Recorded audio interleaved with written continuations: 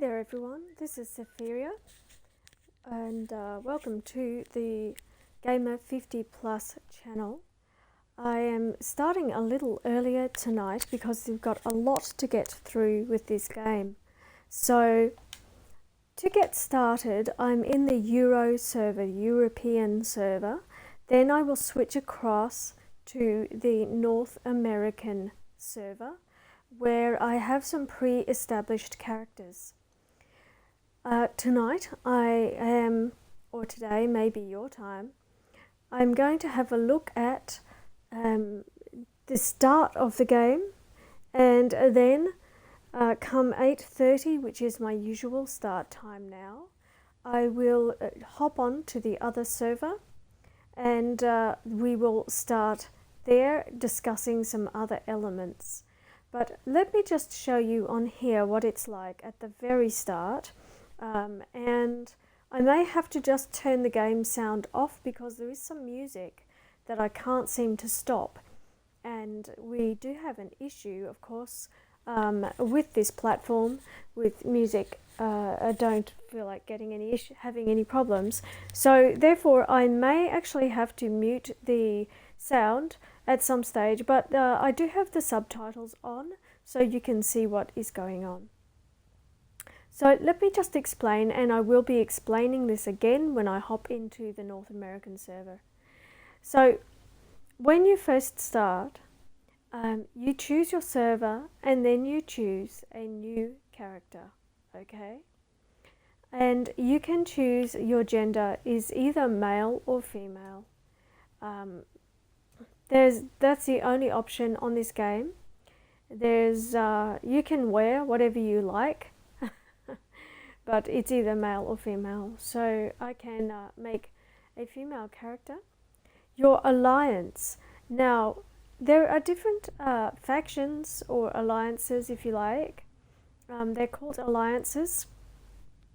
And there has been a war between these alliances going on and on and on for a very long time in this story. And therefore you can choose to be any of these. There is a difference, however, and when you very first start the game, you won't have all the capabilities to necessarily just play as any character under any alliance. So each alliance opens up 3 races. Okay, so the Aldemary Dominion also has, each of these alliances has its specific locality on the map, and they're different. So they have their territories, and they have different stories. So depending which one you start, your story at the beginning will be different. So the very first story that you do, that you'll see when I play, is standard for everybody, and it changes depending upon the latest content of the game. So you just go through that story, but then when you progress, if you decide to follow your alliance story, it will be different for each of these and unique. Okay?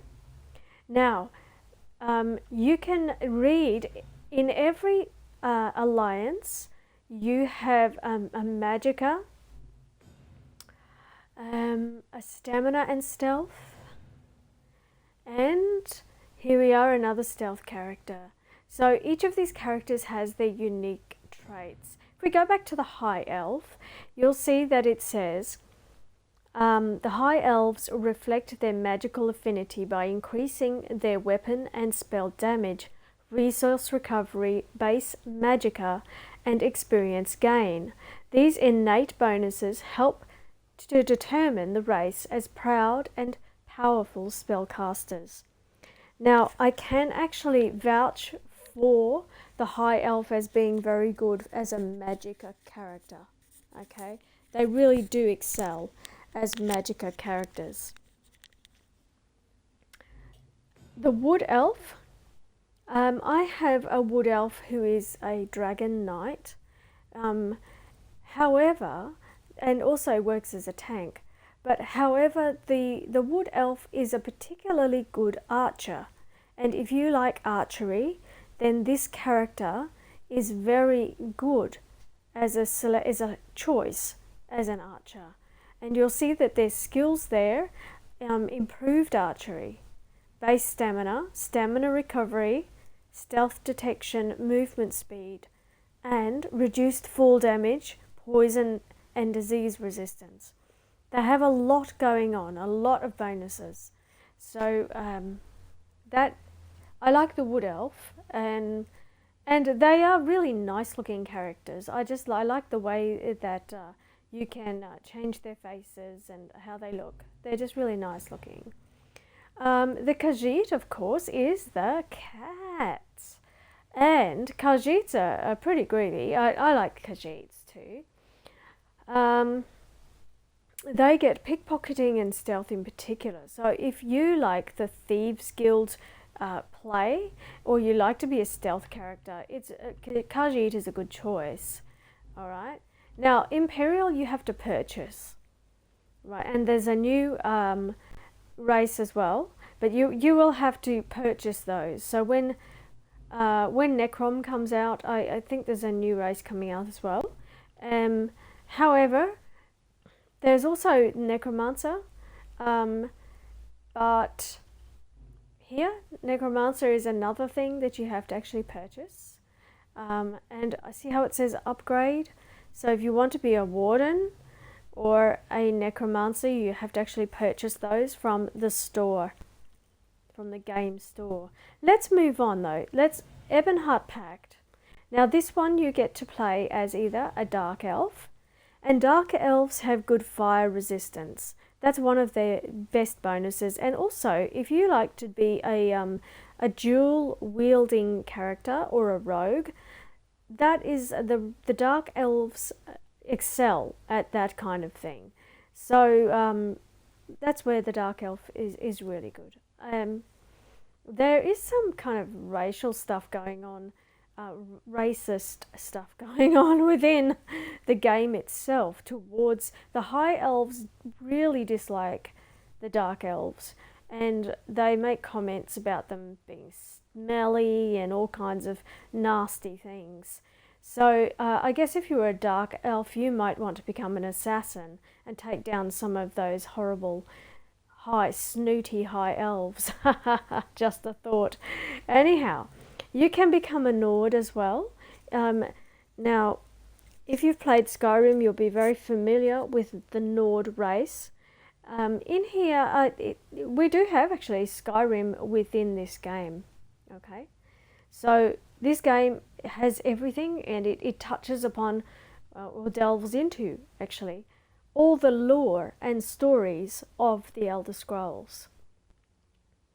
Now, plus it has a PvP zone, which is the war zone, which is why you choose your alliance. So if you have friends who are already in this game, ask them what their alliance is, their primary alliance, and then you might want to join them in that alliance. So choose a character that is in the alliance that they have, and therefore you can go off and fight together, you know, in the PvP zone.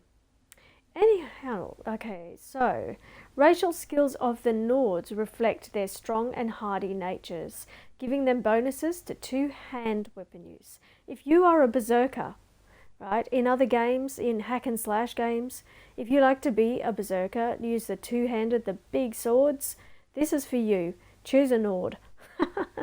They're also good tanks. If you like to be a tank, if you understand the concepts, I don't know, some people don't know what I'm talking about, but there are different positions on a battlefield, and so the tank, the Nord is a particularly good character to choose to build as a tank.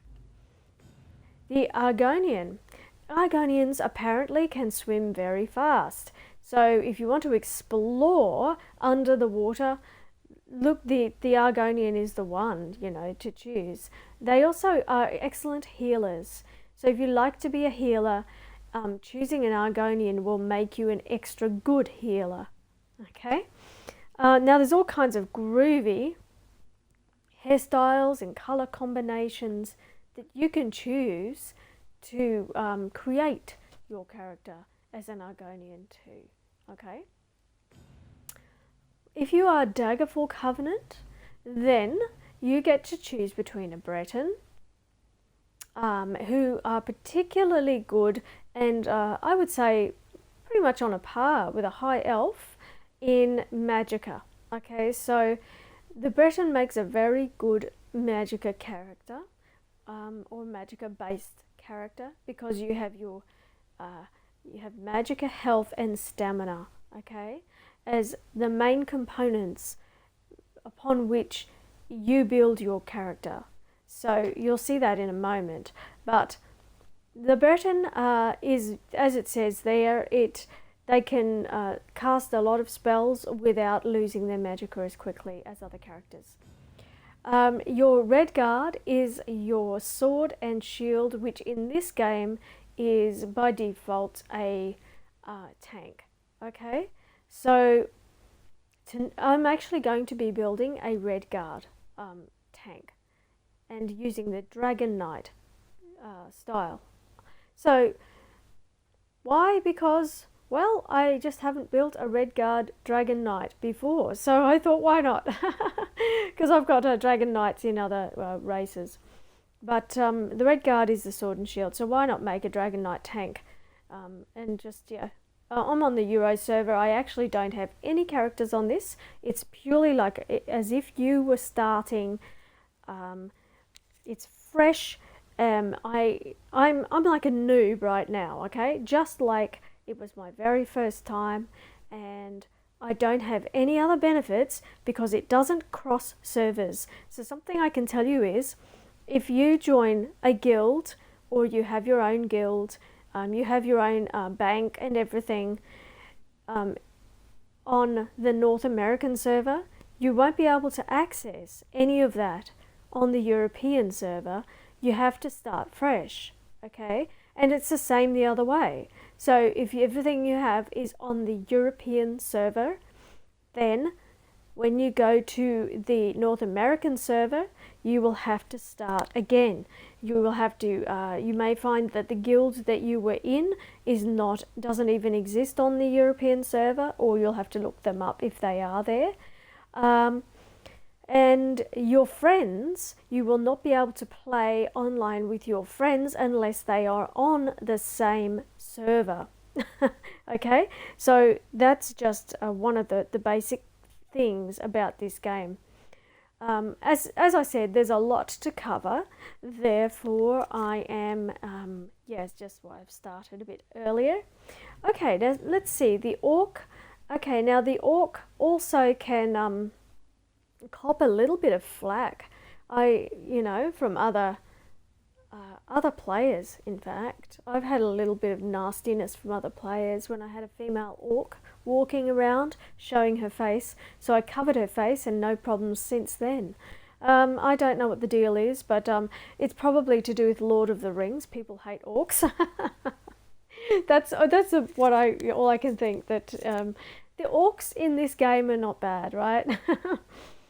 It's a different story, and the orcs in this game are, they're okay. I quite like the DLC, the Orsinium DLC, and the orcs within that. I don't have a problem with orcs. The multiple wives thing bugs me. Okay, just flat out bugs me. Horses for courses. People like different things. Some people are okay with it, but for me, I find that all a bit. But it's their lifestyle, it's their way of being. But they are very good fighters. They are harder to kill. So an orc is a very tough character. You will still die, though. It's not going to stop you when you take on that boss and it's better than you are. So anyway, weapon proficiency, base health and stamina boosted, and they're good with heavy armor. They run very fast. They're good at sprinting for a long time. So if you're very impatient and you have to run around everywhere all the time, choose an orc because they can run like nothing else. Weapon and spell damage. Yep, okay. So they're very versatile. An orc can be pretty much anything. All right, so let's do my little my red guard dragon knight. So this is the Daggerfall Covenant. All right. I'm just going to choose that just because. Now, your class. Now, what your class is, if you look to the right, each of these gives you a different combat style. So these are different abilities and ability trees, essentially. So the Dragon Knight breathes fire and does all those sorts of fire-based things. It's almost like a fire mage, you know, but it's a knight. Okay, a sorcerer is mostly. I mean, you can use any type, like, you know, ice, fire, or shock, but it's primarily shock, and also has another skill line as well, which is not, which is more mystical. So the Nightblade, of course, is your rogue, which if you played Dragon Age, you might be familiar with the rogue character and the dual wielding. And so this one is similar in that regard. Okay. Then you can choose also a Templar, and Templars use the energy of the sun, so solar energy. Templars are actually pretty good characters. So once you get the hang of how to build a Templar character, they're pretty good, you know. I don't mind Templars. The Warden is, I can't click on it because I haven't actually purchased it on this login. But yeah, the Warden class is to do with nature. So that's like nature magic. And then, of course, the Necromancer is raising the dead. So you'll get skeletons and such things to fight for you and all that kind of stuff. Now, for this particular playthrough here, it's not a playthrough, but for this particular demonstration, I'm going to choose the Dragon Knight. So I will just get prepared. I'll select, and then I might have to mute. I'm not sure. We'll see. Oops, what did I just do? No. Dragon Knight. Yeah, that one. Okay. It says A to select, and it's not going to let me do it. Character? Oh, I know why, because I've got to actually... previewing the champion gear. Okay, well, you have a choice of that. So, alright, because I have to build this character. So, I know this is going to seem... Oh, look at that. Novice gear. This is going to seem a bit naughty, but I want to see what the body type is. Okay, so I can build my character and like not make them too thin or something. So I want someone just normal, right? Just normal. Yeah, that's pretty normal. That's pretty normal right there. Okay, that's it. Put the clothes back on. Okay. Height. Well, yeah, a little bit of height doesn't help. I mean, it doesn't hurt. Skin color. Now you can zoom in your character using the right toggle. All right. Skin color. Let's have a look. Can't really tell much. Oh yeah, I see. All right. So we can go all the way across here, or we can go back to there. Oh, let's see. Maybe that. I don't want body markings, but you can, if you're going to do a body marking, you need to take off your gear, and so you can see where on earth it is. It could be on the back, it could be anywhere. I don't know what that body marking is. See? What is it? Oh, there, see? See that? On the body? So you need to actually use the clothing removed to decide upon any kind of body marking. So they're battle scars and such things, and tattoos. Wow, that's pretty wild. Oh, skeleton. So there you go. There's all different sorts of crazy things you can. That would actually be extremely painful to get done, wouldn't it? You'd want to just paint that on, surely. Okay, so they can put their clothes on again. Right, torso size. Well, we want to, not too much. I mean, it's very difficult to do much with when you're large up top. Trust me on that. Just trust me, all right? It's awkward. Okay, torso size. Well, we're warriors, right? We're warriors. We don't want to be too small. I think torso size, is it that way? Is that like your sort of, no, gut size? See that? Gut size. You can be, so you can be bigger or smaller, and we're just going to be normal, just in between. Because we are warriors, we want to be fit, right? So, chest size. Okay, we don't want to be like too enormous. That's very uncomfortable when you've got to do athletic activity, and not very practical. Okay, so not for the kinds of things these characters do. Let me just put it that way. All right, waist size.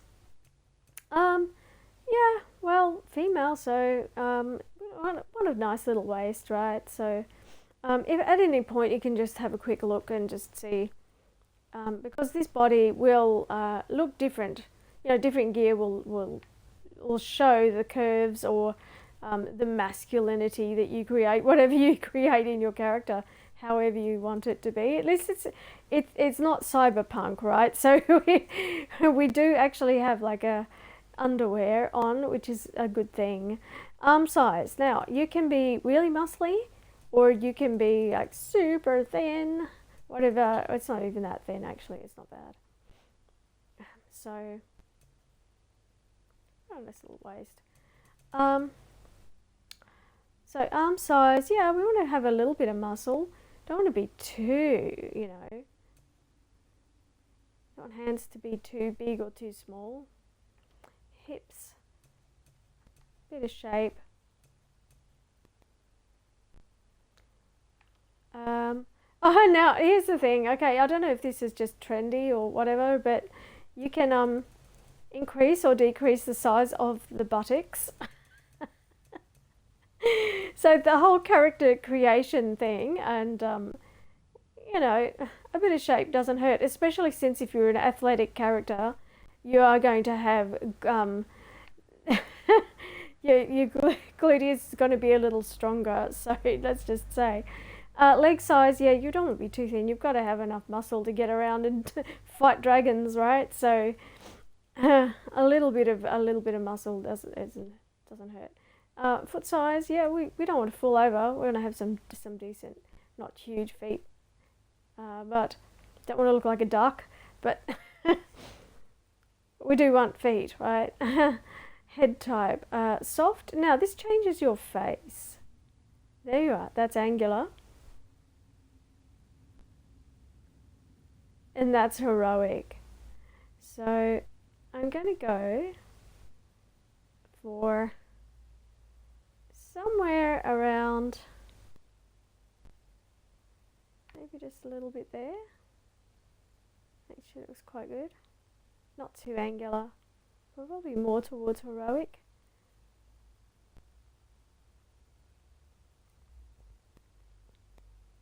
I think that's about right. I'll stick with that. Head. Now you can choose your age. You can be older, okay, or in the middle, or younger, depending. It just gives you wrinkles. It ages your skin. Okay, so 5 minutes I will actually flip across. Now the adornment is that thing you see under her fringe. If we go hairstyle, let's just get rid of the hair for a second. Right, well, that'll do. So you can see what you're putting on your head. Adornment, let's have a look. So you can go for nothing, or you can choose something on your forehead.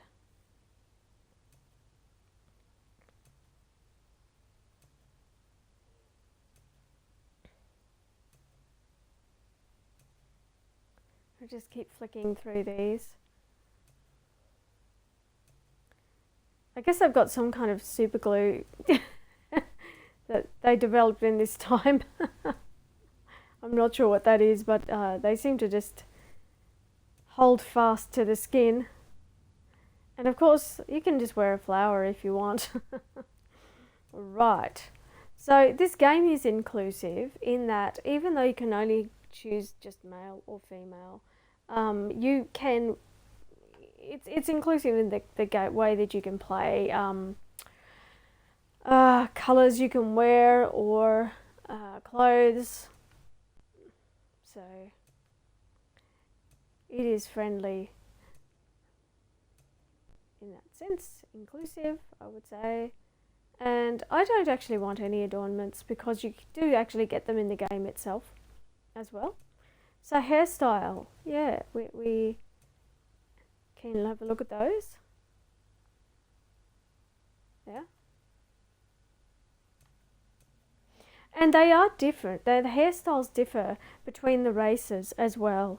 So just so that you know, you will be looking at different hairdos, as particularly Argonians have a different kind of,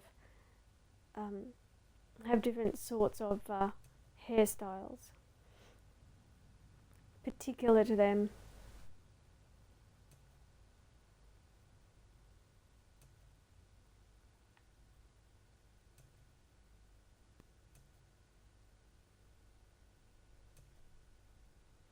Okay.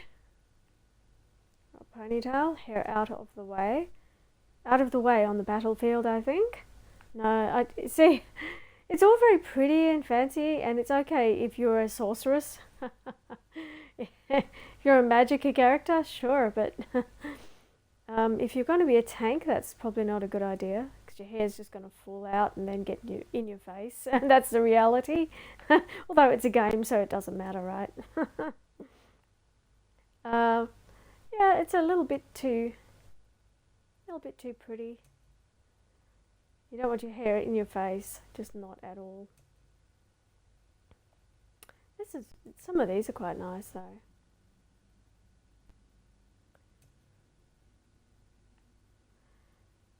So hair up in a bun, especially if you've got a helmet on. These are well and truly out of the way. Don't mind. I don't mind that. Looks pretty good. Okay, colour. So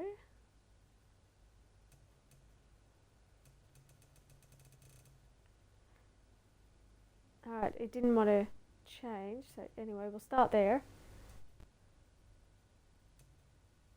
So you can see different colours.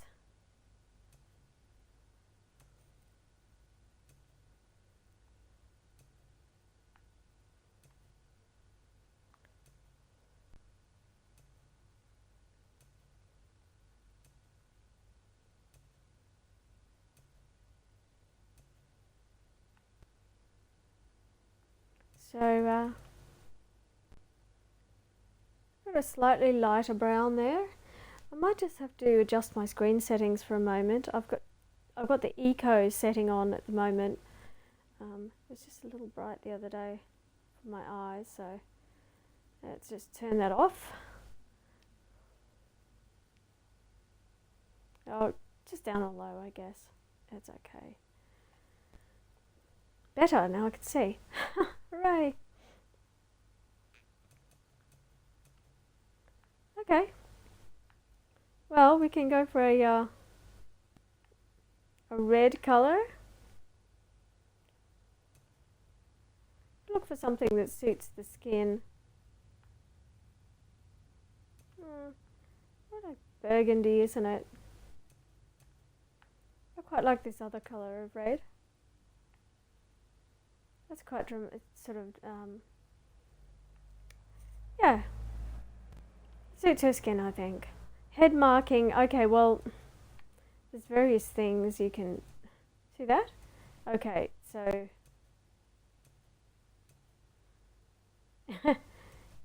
so this is makeup as well. It's not just head markings, it's also the makeup. can't get it to go any closer to the screen. But yeah, there's that. There's a few different...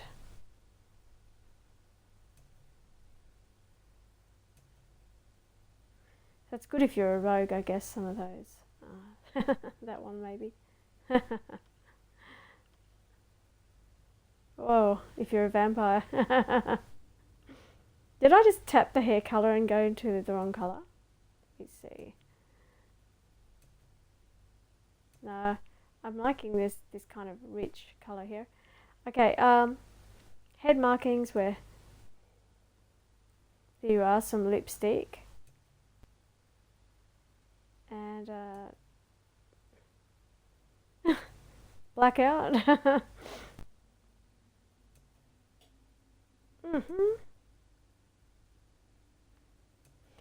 Okay, so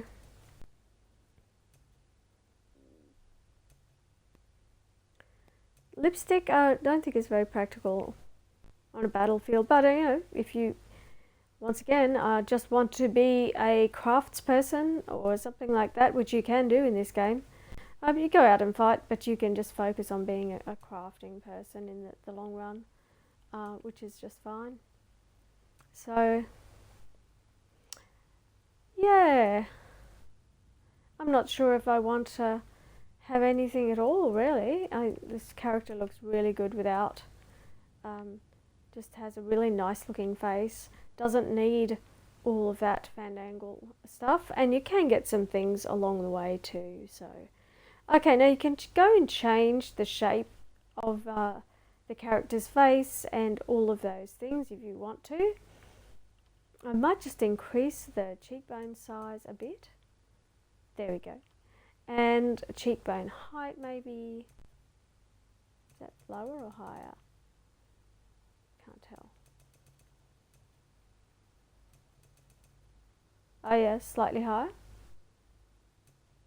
Okay. Jaw size.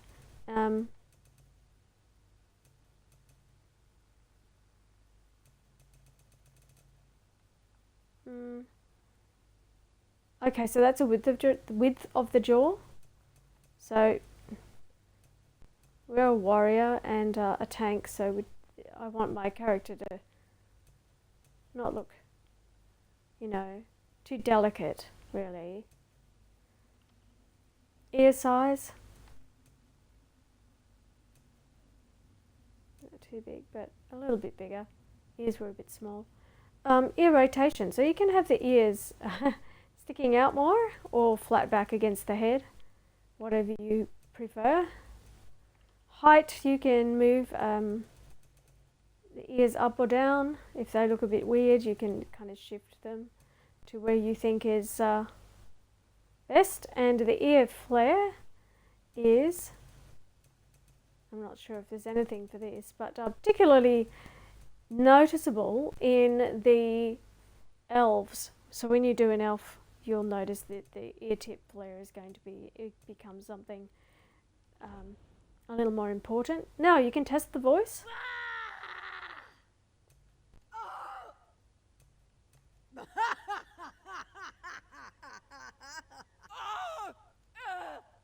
A deeper one.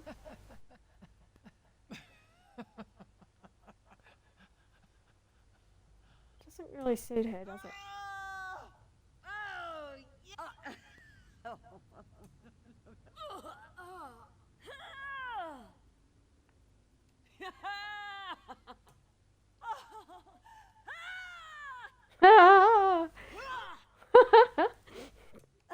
That's so funny.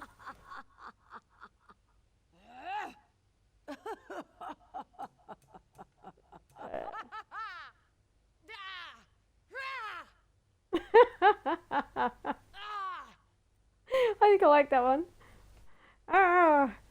Okay, eye color. So hopefully you can see the eye color properly. Let's see, what have we got? Oh, look at these crazy colors.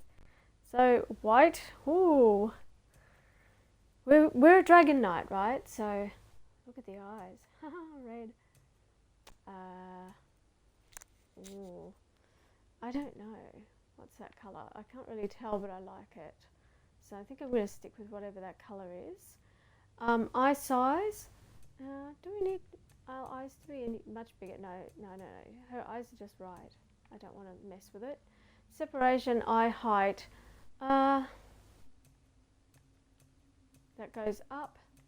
That brings the eyes just down a tad, I think. The squint. Oh, looking really mean. And then kind of more innocent. So maybe a tiny bit of squint. Now you can change your eyebrows to, you know, whatever you like.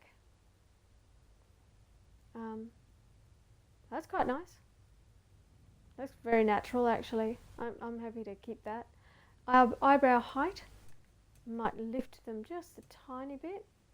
And skew, so yeah, don't need to go into that. But if you want to, you can. Nose shape, I think her nose looks really good and her mouth looks really good. So I'm not really fussed, you know. I don't really need to do anything with that. And I can finish, so I hit the Y. And I'm going to call her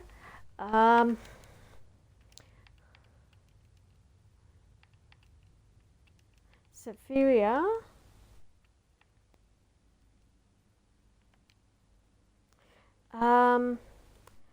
What else? Sapphira.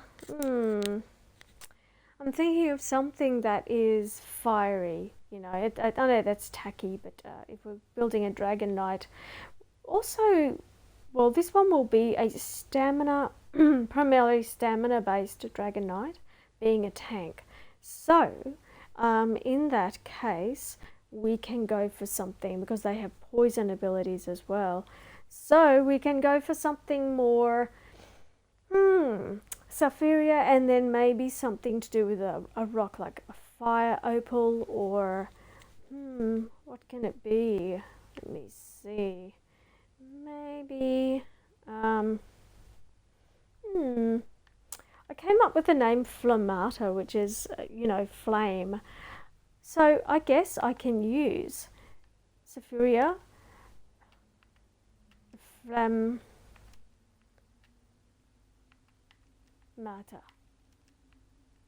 It's not really a word, it's just a word I made up. Okay, so that'll do. I guess there's a lot of different things I could come up with, but let's just create it for the sake of it. Now, I'm just going to get ready in case I have to stop this sound.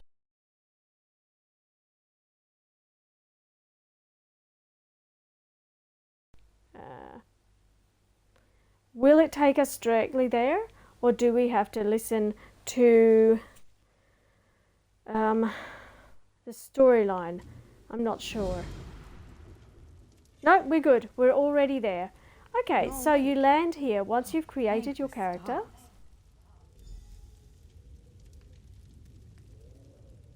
And I can go to third person with the downward, the bottom of the D-pad. So the south D-pad, hit that, and it will just go third person to first person. So you just choose whatever you like. And we can have a look at our character right here. Look at that. There we are. Okay. So there's Sapphira Flammata.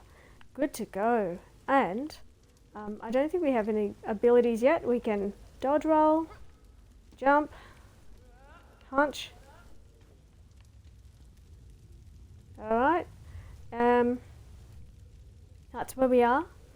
And brings up the map if you just hit the little menu button. Okay. And we're just going to follow this person. So now I'm here. Hi there. Hello. How are you? So,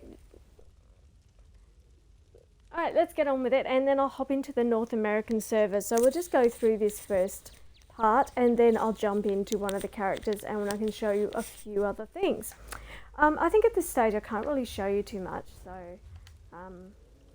I can show you this, the Crown Store. Now this we're not with the ESO Plus right now on this. I am on another account that I have, but on this one, no. But if you join ESO Plus, you get a whole lot of other benefits, okay? Including just larger inventory size and bank size, so for storage, which is absolutely a blessing. And also you do your skills increase faster. All right, so that's very helpful. But in order to do it, I mean, you can try it. There is a trial, and then after that you pay a certain amount per month, for which you'll be familiar with if you played another game like this before. And there are certain benefits you get. You know that there's a special offers, the ESO Plus offers, limited time offers that you get, and so on. And of course a certain percentage off different items. There's a lot of, if you like decorating and you like costumes and that sort of thing, then, okay, I'll explain this in a sec, then you're going to absolutely love this game, because there's just so much cosmetically that you can actually do. So, okay, so now every day that you log in, whether or not you are an ESO Plus member, you will receive a reward for your login. Okay, Monster Hunter also does this. The game Monster Hunter, if you've tried it, you'll know that there's a daily reward that you get for logging into the game. And quite a few games do that. This game does it. And so I get a major Gold Coast experience scroll. Great. We can increase our experience rate, which is fine by me. I'm happy to do that. Okay, so crown crates, that's This one welcomes you back. Akruti is still here. More crates are available to purchase, my friend. all right, part of the game economy, I guess, that if you are an ESO Plus member or you purchase crowns, where am I from? Australia, but also Scotland. So I have a mixed accent because my parents Scottish English and Afrikaans. It's kind of mixed, but and with Australian as well. Whereabouts are you? Where in the world? We're from all around the globe, aren't we? So anyway, yeah, okay. So this system, when you purchase a crown crate, it opens up with random rewards, and you get these little cards. You spin them around and gain a reward for, you know, all different kinds of cosmetic items or useful items in the game. And if you don't want them, then you can sell them for crown gems. All right, and then you can purchase things that you want with those crown gems. Now, Necrom is the newest addition to the Elder Scrolls Online series. Oh, you're in India. Ah, okay. I'm currently on the European server, and just so I can demonstrate from absolute scratch that just, you know, the first portion of the game.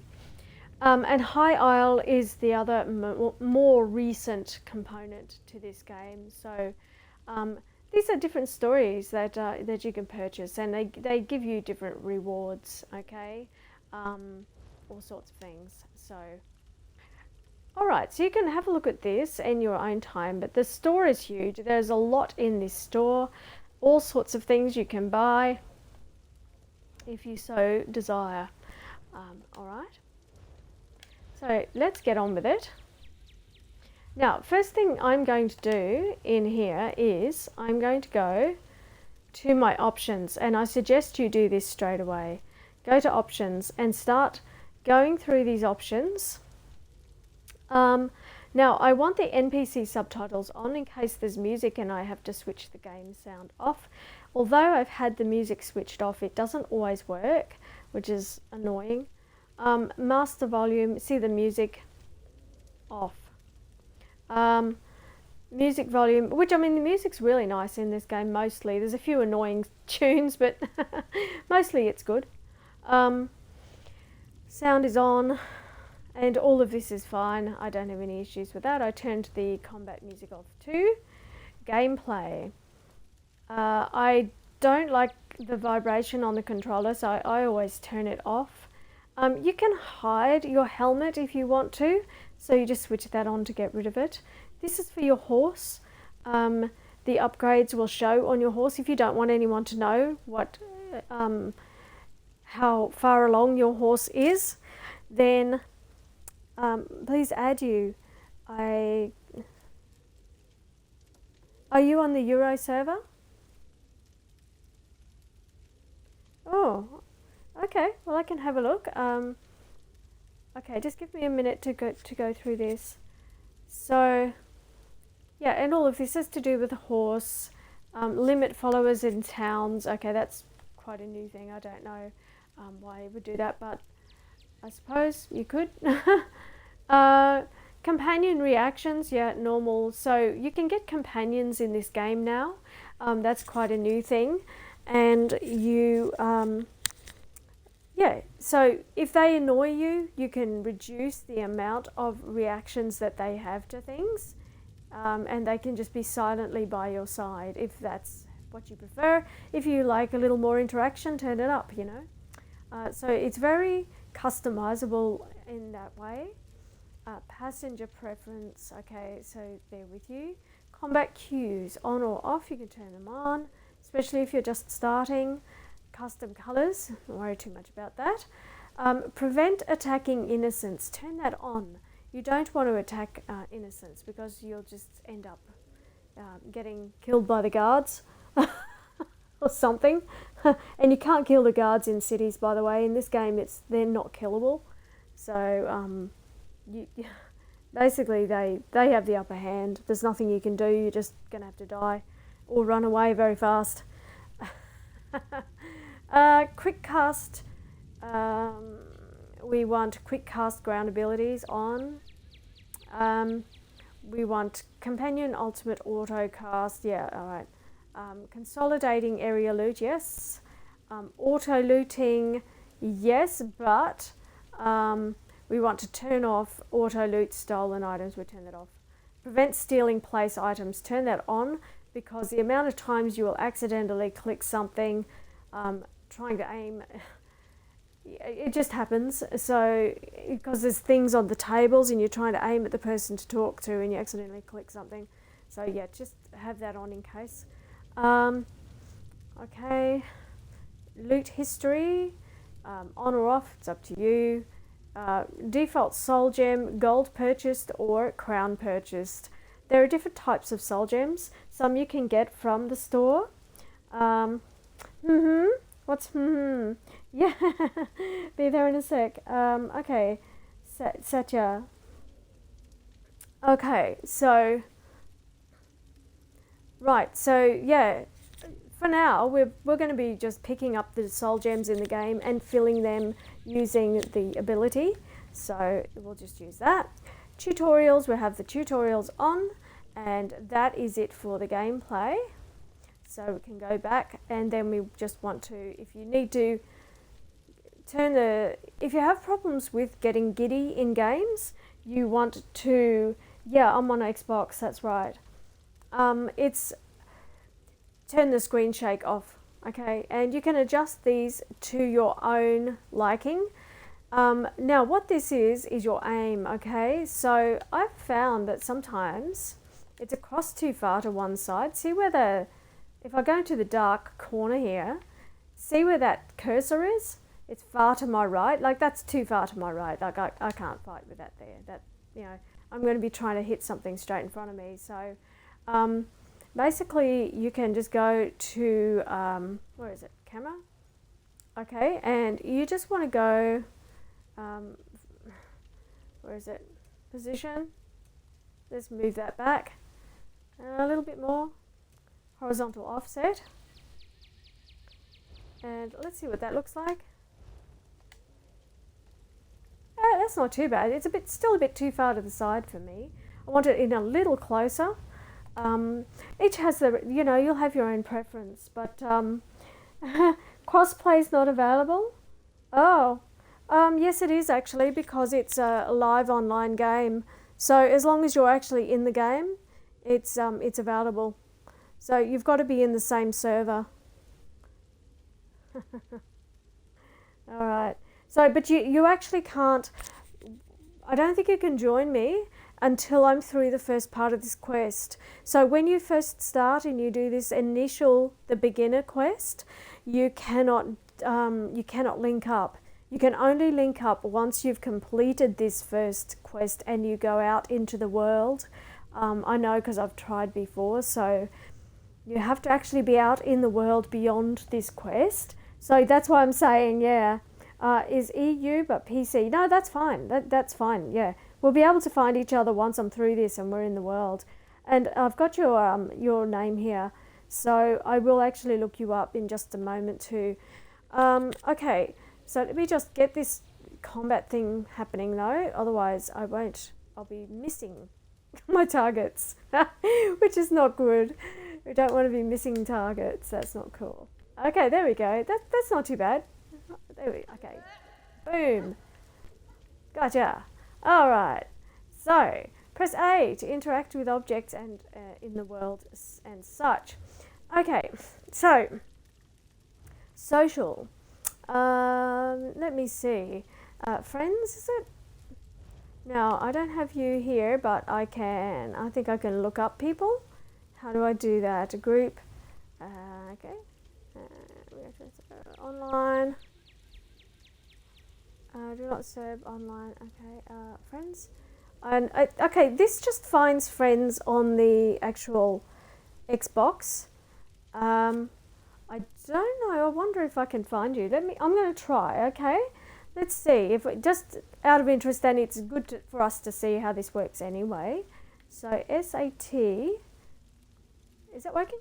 SAT. Y. A J. Okay, let's try that. Y. A. J. I. T. Capital T. Okay, let's try. Let's see if we can find you. No, return to no results. So, okay, I would have to try to find you some other way. Invite player. Okay, well, I can't actually do that just yet. You won't be able to join because we are in the beginner quest, the very absolute beginner quest of the whole game. So, yeah. But no, I can actually add you at once I'm in the North American server. I don't know if are you on the North American server? Because I'm going to hop into that. Yeah, it's a little bit of a bummer. Yeah, your server is EU. Okay, yeah. Bit of a bummer. Anyway, I'll just progress through this because I've just got to explain this for the Play and Explore series that I do. So all the explanations. So anyway, let's have a look at this while we're in there. So voice chats. Okay, you can get into area chat, or you can actually speaker history. You can see who talked. You can join the channel or not. It's up to you. Text chat. We're going to go back. I don't want the text chat going. Is it there? Yeah, okay. So emotes. Yeah, we do have emotes in this game. Now, I have to say I'm not very good at using them. Yeah, emotes, I always forget to use them. I tend to just jump up and down like a Looney Tune.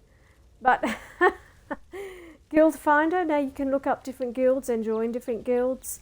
And that is where you get your information from the game and from other players. You can send things to each other and so forth. I can mail you. Yeah, probably, you know what, I can actually. I can send you, I don't have anything to send you, but I can say hello, right? So I can say hello and then you can tell me if you get it. So, okay.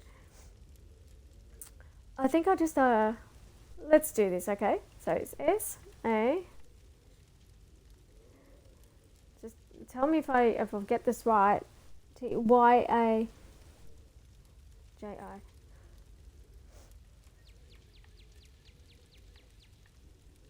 Capital T. Uh-huh. Um, I don't know. I think that is just looks up your game tag, right? So, and I'll just say hello, and let's see what happens. Oh, hello, hello, hello. Okay.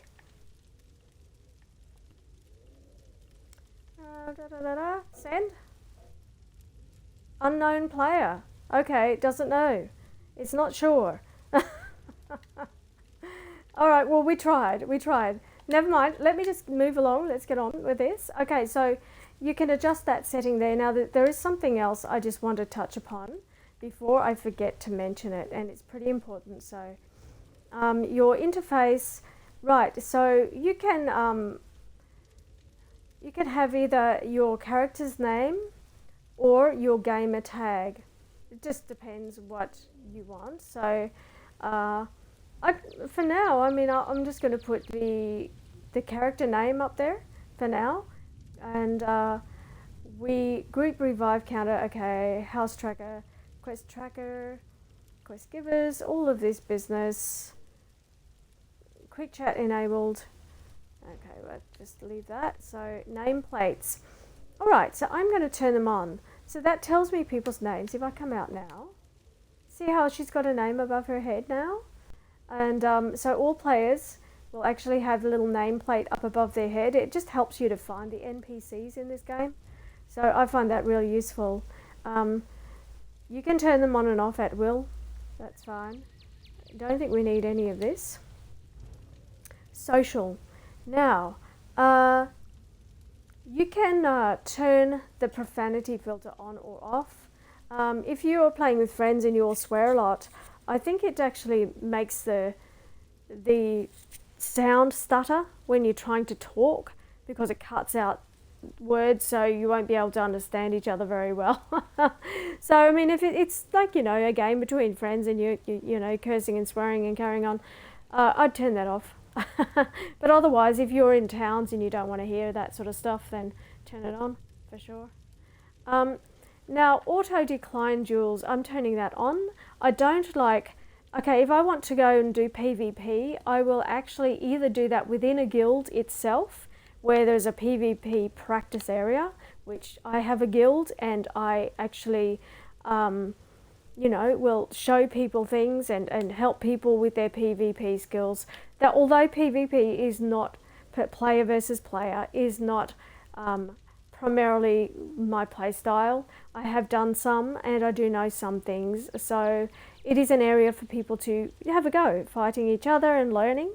And that's what it's all about, in a safe and helpful way, rather than, you know, being teabagged and so on, which, you know, I can't stand, quite frankly. So no one loves you. Are you kidding? Come on. Why are you so alone? No. all these little faces and things. The one with the crown. No one loves you. Oh, come on now. Reply when you go online. Okay, well, okay. If you're on the North American server when I switch across, because I'm not staying on here, I'm just demonstrating this on here because it's absolute beginner. So then I'll flip across, because I've got some pre-made characters on the other server. So yeah, trying to do a pure playthrough basically. So auto decline duels, yeah, I prefer that, and I like to, you know, when I go to PvP area, a PvP area, then I know that that's what I'm doing. But I don't like people just walking up to me and, you know, trying to fight me while I'm busy doing something else. I find it irritating. I don't like it. So some people love it. Some people, that's what they live for, but not me. I'm not into that. So it's just not my style. Auto decline tales of tribute invites. I'm going to turn that on because I don't want to, I don't want to have to respond to people and people feel bad if I don't, you know, and so on, while I'm trying to stream. that's not cool. Okay, so combat, there we go. You can also put your bar timers. I always like my timers on, which tells you how many seconds you have in each combat skill before you need to refresh it. Okay, so your ability bar, back row, you can if you want. Whatever, I turn the numbers on. You can do number or percent. So we can just have percent. Combat tips, your ultimate number on or off. It ends up, you end up with a lot of numbers, you know. So let's just leave it at that. They're the basics, absolute basics, and then you've got accessibility, which is a whole other area. All right, so we're good to go. I think that's enough now. Let's go and talk to Noriani, or whatever her name is. On your feet. I know magical translocation can really upset the stomach. Just take a moment and get your bearings, all right? The Isle of Bolfiera, home of Clan Dorini. I apologize for the cramped accommodations. We pride ourselves on courtesy, but circumstances here have taken a turn for the bizarre. I needed to make sure you weren't a danger to yourself or others. You might not be so eager to escape once you hear what's going on. You arrive via a portal, along with a deitric beast called Shayazel. It seized control of our golems and unleashed them on the island. If I free you, will you help me stop Shayazel? Wise choice. Just give me a moment. There. That should unlock the door. When you're ready, follow me. All right. Now, one thing I haven't checked is in collections. Do I have? Okay.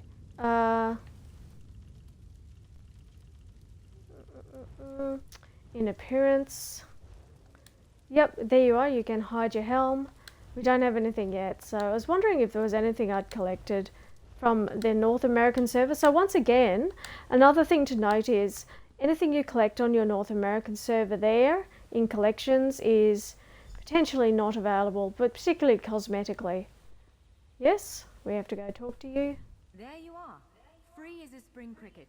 I hope you intend to keep your word. We'll need each other out there. Of that I'm certain. The name's Norianwe, by the way. Oh, there you go. Clan Dorini. Pleased to make your acquaintance. Hello, Norianwe. Where are we headed? Bound for a place called the Key Rights Gallery. But first, I need to know you can defend yourself. Hurtling through the Orbis and falling flat on your ear left you a bit scattered. Find a weapon, and we'll work out the problems. You never die because you're a healer. That helps if you've got really good healing skills. Yeah. Of course. I can't promise total transparency, but I'll be as forthcoming as I can.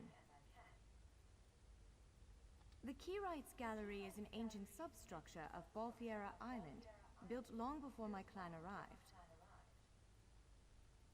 On account of all the doors, the gallery's full of ancient gates, each with some arcane connection to places in Tamriel and beyond. Once the gates came to life, rifts opened. You fell out of one of them. The Daedra, Shayazel, emerged from another. I cast an incantation of the steed, snatched you up, and fled as fast as my feet would carry me. I heard the Daedra cursing, followed by some kind of explosion, but I didn't look back. I hope the gallery is still standing. Would it frustrate you to hear that I have no idea? We Dorini are cautious by nature, so the Isle of Bolfiera has many defenses. Magical stone guardians protect many of our sacred sites, but somehow this Daedra found a way to turn them against us. All right then. So, first thing you want to do is go and actually search every container that you can find in this room, and there's a few. Okay, I've already got a wax harvester thing there, so you can flick between first and third person to make it easier. So we've got a little necklace. And remember that some of this you can either break down for components, for parts to make things, or you can sell, okay? Depending on what it is. So gather everything you can, because that way you'll have a little bit more money when you get to the other end.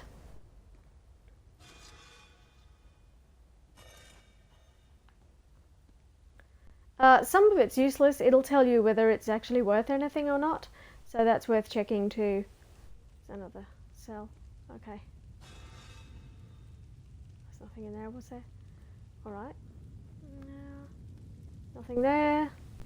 Did I miss one? No. Okay. Another necklace.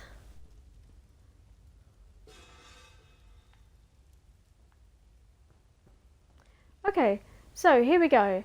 Now, I'm going to get the sword and shield, so you can choose the staff,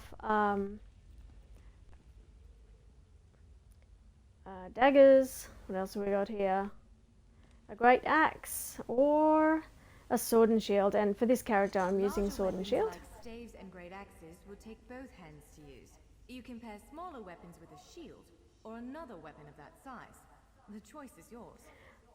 Am I reading those? I'm leaving them so people can read them, yeah. Because some people who watch this will not have ever seen this game before. So that's why. But yes, we won't do all of them, just the very beginning.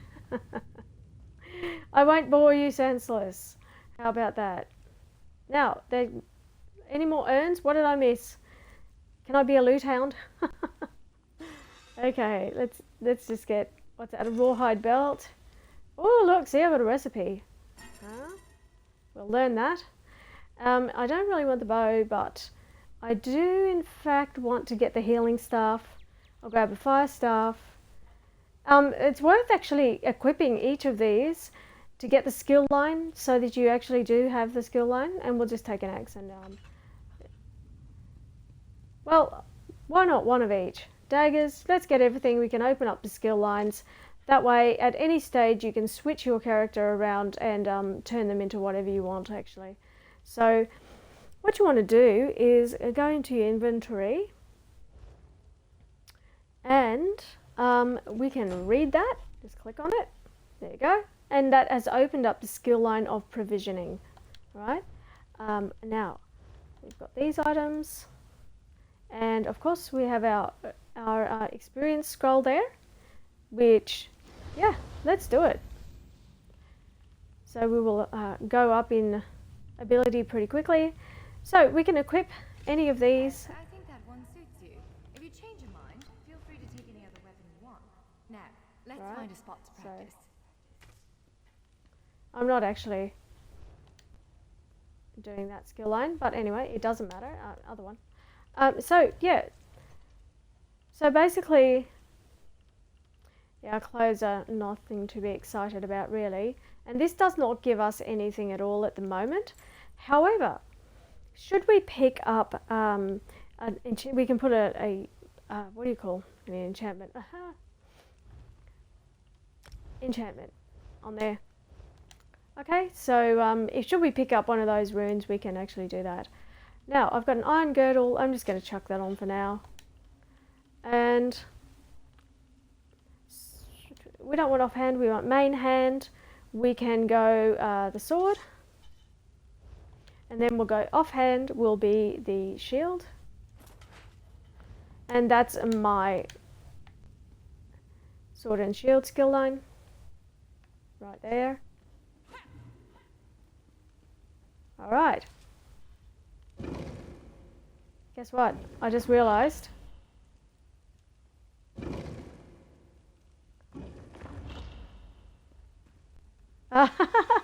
Look! Natural water? Did you see that? I almost missed that. Okay, is DK build right? It's DK. Yeah, I'm doing a dragon knight. Two-handed skill first. Do you like that, do you? Then goes sword and shield. Ah, yeah, not too worried. Any order will do. But yeah, I run around here with even with a staff. It doesn't matter. Yeah, so stamina. This one is going to be a stamina dragon knight. So there's all this stuff.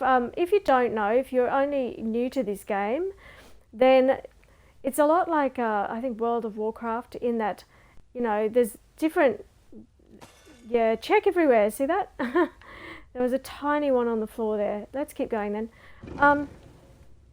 There's a whole thing about the builds of characters and people get right into it and whatever. Look, you've got different builds for different things that you're trying to do in the game. I have tried some builds and they did not work for me. In fact, they were worse than what I already had, you know, and there was all this rave, and some of the people were well known that had these builds and up online, and, you know, getting a whole lot of likes on their channel for it and whatever. And when I tried it, exactly, it just was terrible. My character, it did not work for my character. It was not good at all. And potentially it did not work for my play style. And that's the other thing. You've got to choose something. If you're going to go into builds, choose something that works for your play style, because you know what, we all play differently, right? So you've got to find something that's going to be playable for you, I reckon. I think that's the way to do it. Suggest something. No, I'm not new to ESO. But if builds gets wrong, you stuck on. If builds is wrong, you stuck on PvP. PvE? Oh, you mean your player versus in-game enemies? Maybe. Just depends. You can always, the thing is with this game now, the beauty of this game is that, I mean, you can reconstruct your character. So it doesn't really matter, you know. You can do what you want, reconstruct your character from scratch. It costs you a little bit of in-game money, but not your own, not crowns, but in-game money. So you just go up to the churches, one of the churches that does it, one of the chapels, and you can actually do it there. I've done it before. I've restructured my dragon, one of my dragon knights a few times, and I actually, because I chose some things when I didn't know the game as well, I chose some things that I just didn't even want really, and they just seemed to be a waste of my points. So I went and I reassigned my points. So yeah, you can definitely do that. It's PvE, then go with what you want. Yeah, well, okay. When you're doing player versus player, there are particular builds you really need, and certain skills are preferable in order to have more, what would you say, to be tougher in that environment and be able to function better. Otherwise, you're just going to be what's called squishy. You can make a squishy character. You'll just die at the drop of a hat, which is, not too good. This is as good a place as any. Now, prepare yourself. Well, I'm prepared. A dance partner. Oh, okay. Hello. Let's begin. Quickly now. Strike the... Well done. I have to follow this. Why does it make my... Impressive. Brilliant. Now do it again. I'm doing it. Ready All right. yourself. Quick. Strike while it's off balance. Charge. Boom. Well done. Keep up the defense. Why is my screen Strike hard now. You're a Take that. And that. Rocket strike. No, you don't. Use your heaviest attack. Use my heaviest attack. Now, some foes will try to restrain you. Quickly, break free. Oh, okay. So apparently... Prepare yourself. And I'm out of stamina. Wait a minute. There we go. This blue thing is it's hard to focus. The blue thing on my screen. Interrupt. I'm going to charge my heavy attack. There we go.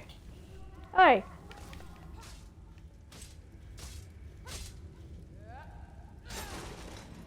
Ah.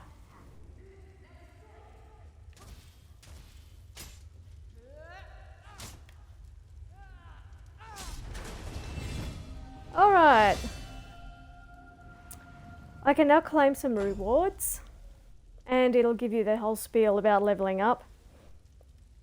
I didn't suggest it's just about about experience because I face those problems in PvP. Absolutely, I think we all do, unless we're absolute PvP monsters. And for me, I play mostly PvE games, so I don't tend to enjoy player versus player very much. I just don't get into it, and it's just not my thing really. But I do it. I do it sometimes, but not very often. I mostly I like the Imperial City is a place that I like to go. Um, so I think, yeah, it's a 30-20 champion points. Yes, isn't that amazing? Like it used to be 800 and was it 890? Is that right? Correct me there, Satya, if I'm wrong, but I think it was 890 originally, I think, was the cap. That was the point cap. But now we can go into the 3,000. So once you get into your champion points, that's a whole other ball game, really, isn't it? Okay. So we've got some skill points here, and we can go to claim the rewards. We get all excited, and it tells us our future rewards. Continue. What are we going to do?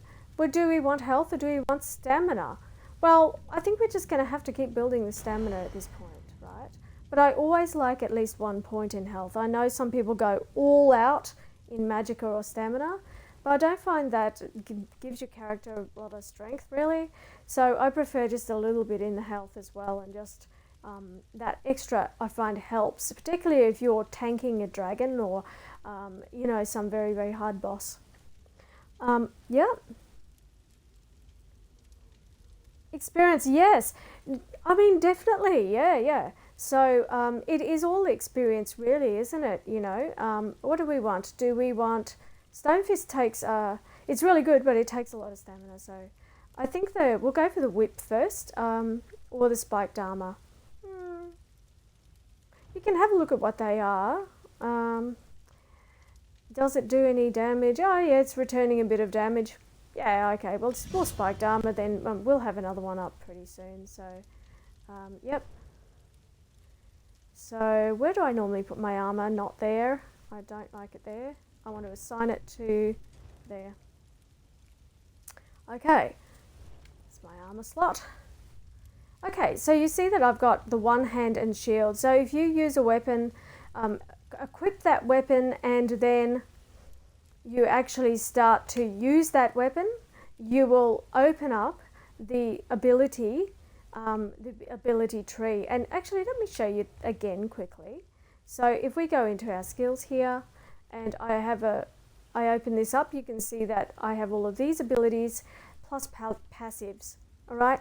So as you collect sky shards, as you go around doing dungeons and such, as you level up, you get points. And with those points, of course, you can purchase any of these abilities as you want. Or if you don't know what to do, then you can go and find a guide from a reputable person. But always keep in mind that, as I said before, your play style is really important, okay? So it just depends that... I can put those on. It depends what am I getting, what benefit am I getting from that? 700,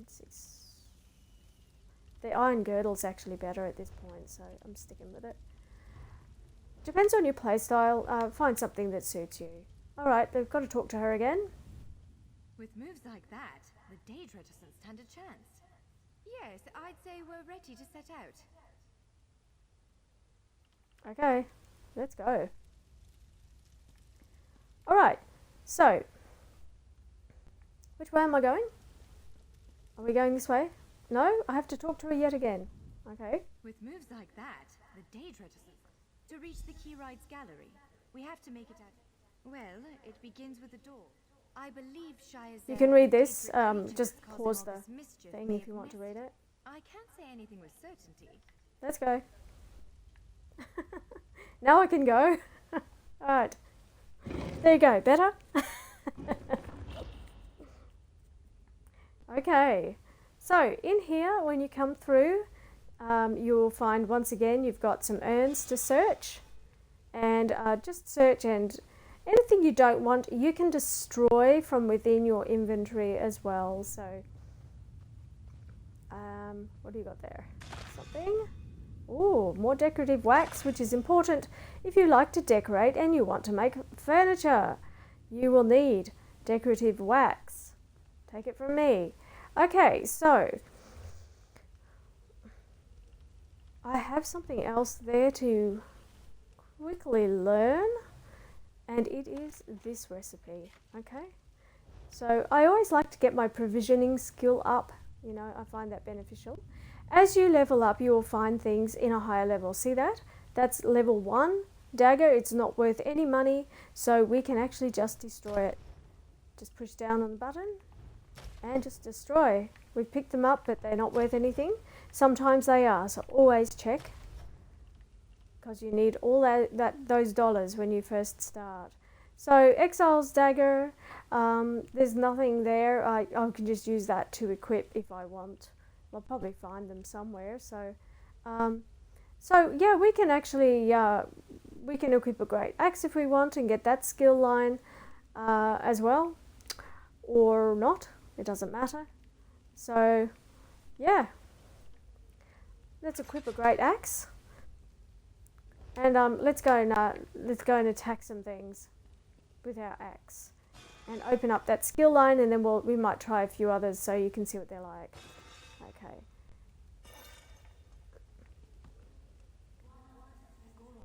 We might want to sneak past it. Oh, sneak? Do I want to sneak? I don't want to sneak. Come on, let's go kill it.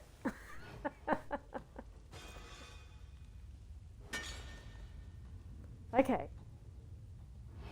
I'm busy looting. You don't see me, Golem. I'm busy looting. Hey, dudist. It's going pretty well. Just in the Euro server, doing a brand spanking new playthrough, a Dragon Knight tank.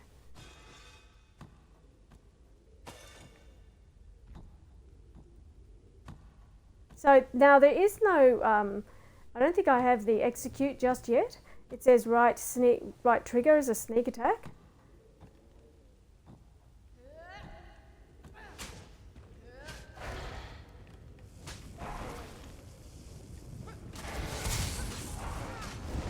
There, see? So your health will just will come back over time. If you're worried, then you can always do this playthrough, this first bit, with using the restoration stuff. So let me see, did I get that? I should have now opened the two-handed skill line. There we go, that's now open. Okay, let's go for something else. What else have I got? A restoration staff. Now I did have a fire staff somewhere. Let's get them with an inferno staff. Right, nothing in that? Oh, come on now. Okay. Lockpick. We want lots and lots of those. Lots of lockpicks. The more the merrier. Okay. Game is obliging and giving us our lockpicks. So, okay, so the sneak. Now, when you sneak, you'll notice that you actually lose stamina. See how my stamina bar's going down? Now in the champion, once you become a champion, you get to level 50 and then you champion levels after that. And it's almost like rebuilding your character really, so that's one of the things as well. At first you're going to feel a bit weaker, but you will build up and become super strong again.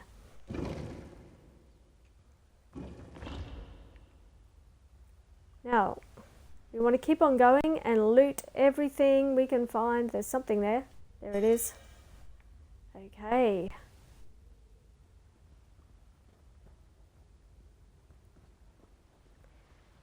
Alrighty. Almost there. Hurry. Okay, so, I mean, if you want, you can grab this stuff right now. We can actually, there's a jack or a jerkin. But we're about to actually go into the area where all the armor, into the armory itself. So you can grab that if you want. Not necessary. I'm looking for any. There we are, down here. Anything I can find?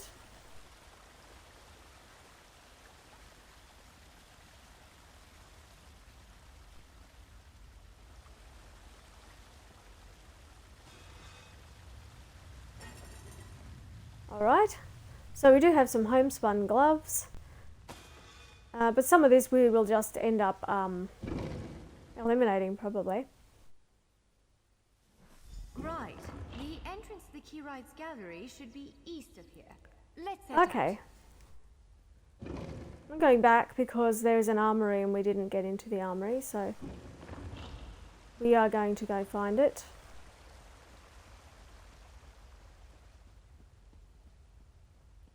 Alrighty.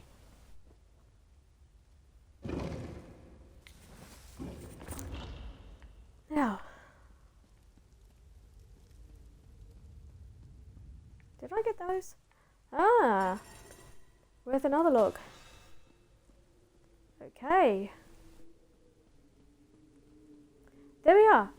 Now, we just need to unlock these. Now, you just have to push down these. They'll bounce a bit, like that. Just let it go. You get better at it. And you can improve your lock picking skill if you so choose to do. Oopsie. I wasn't paying attention. There we go. Okay, so now we're in the armory. Okay. Now. And that is the Dragon Knight armor, basically my, well, protection. So if you look at, if you want to see what something is doing, you look at your character and you can see here, this is what my armor does. There we are. I'll do it again and we'll flick into there. Okay, so I have spell and physical resistance increased by 5,948 for a matter of seconds. Now that is the scroll that I took. That is going to last for 40 minutes. This will give you your statistics, advanced and standard statistics. So that tells me how much I am on everything. So yeah, the spell and weapon damage, that's pretty solid, that's okay. But look at my spell resistance and physical resistance. It's really, really low. And critical resistance is the thing that you need in player versus player. Alright, you're going to really want to build up your critical resistance. If that's what you're going to be doing. And you can do different builds as well. You get an armory and you can do different builds for your character. So this character could become a healer and also a tank. And I just go and I switch my build. Okay, so you're actually able to do that. I don't have any title at the moment. You gain titles as you play through the game. So you can see that the statistics there, I could probably do with some more health recovery, particularly building a tank. And the maximum health has to be much, much higher. So I'm going to have to get enough stamina though. The problem with you've got to have decent stamina as a tank too, and I don't like to do any tanking without it. Now, so I can have a look at this shield. It will be better than what I already have. And what have we got there? That is an ice staff. Yeah, why not? Daggers. Is it necessary? Maybe. We've got an axe here too. A sword. Take a sword. We've got a fresh sword. So we can open up all sorts of things just by taking items and applying them and putting them on. Sorry. So just grab a bunch of stuff and get dressed and see what happens.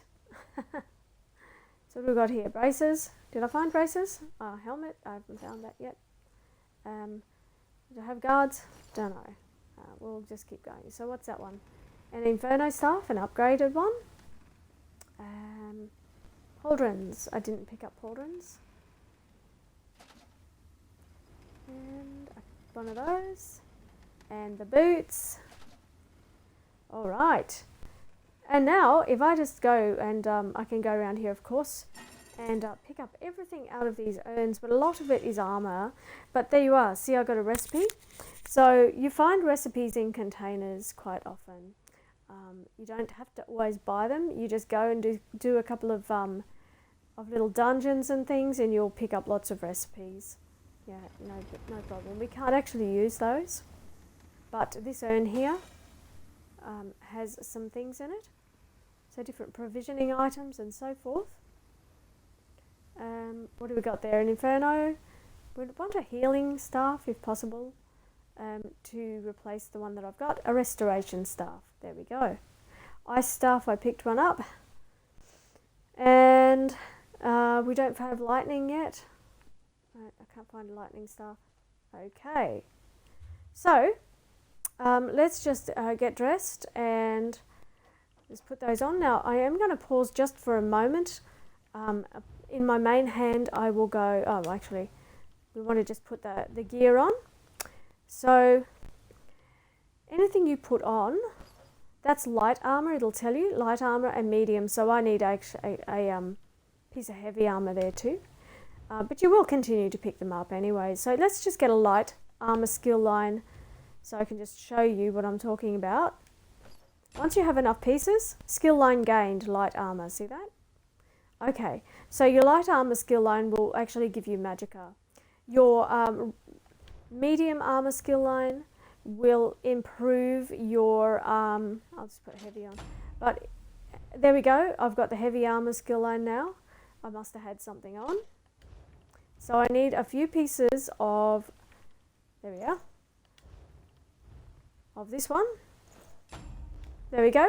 And now I have all of my different types of armour as a skill line. I'm just going to pause for one moment. I'll be back with you in just a moment. So yeah, stick around. And what can I give you to have a look at in the meantime? So there's the activity finder as well. You can have a look at... Just have a look at what's available there. I'll be back with you in just a moment.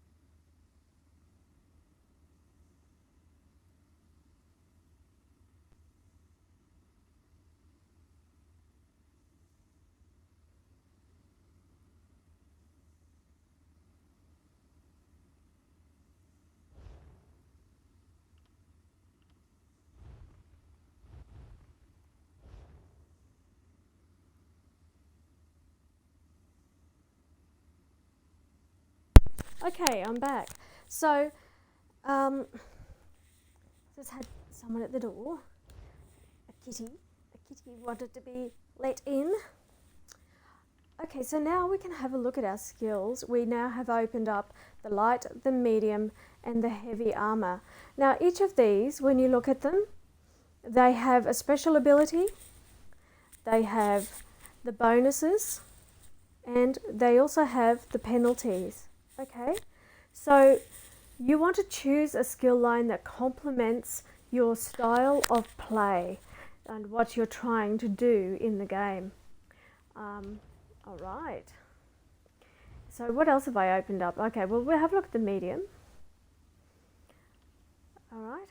So sneak reduces. So this is very good for a rogue style character. All right. And of course heavy. Reducing damage. And your penalties, of course, you're slower. You take more damage from magical attacks and so on. So you do have to try to counter those particular things. And yeah, of course, provisioning, the way that provisioning works. Now, we want to be eating a meal every day if we can, a meal or a drink depending on characters. Some characters, character types or races, some races have bonuses for beverages, whereas others will, you know, for this character, for the Red Guard has a bonus on eating food, which means that when I have a meal, my that meal lasts longer than it normally would in another type of race.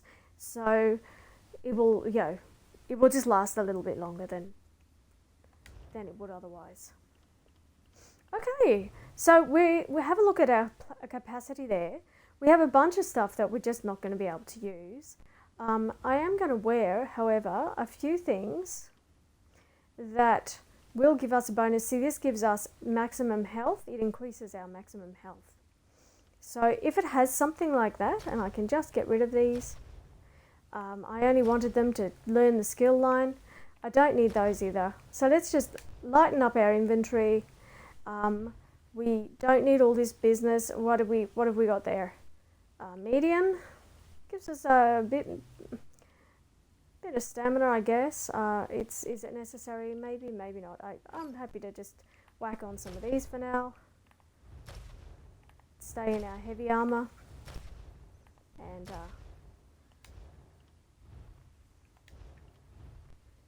we need some decent shoes.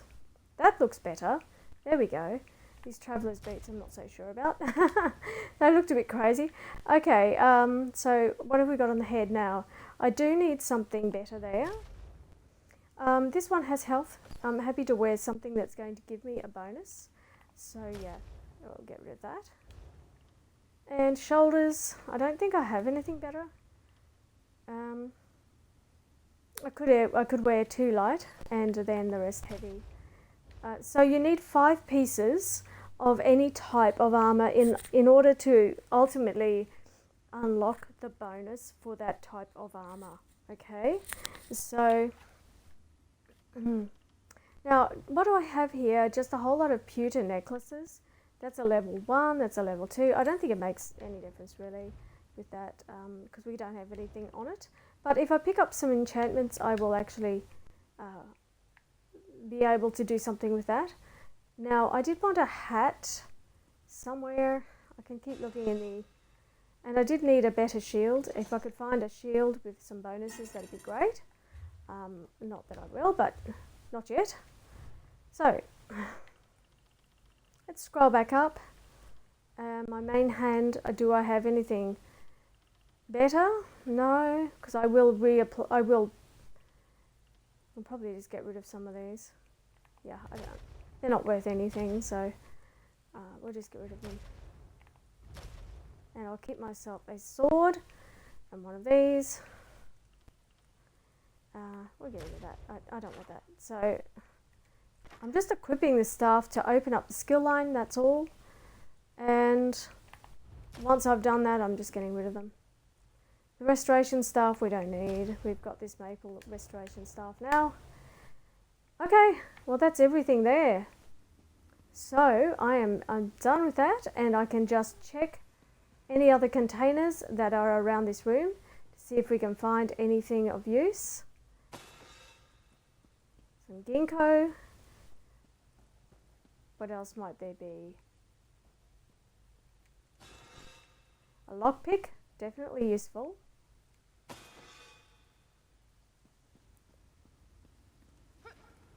Oh, hello. Wakey wakey. Alright, well, I think I've pretty much cleaned out this room, so let's just go. Yeah, I got that. Time to go.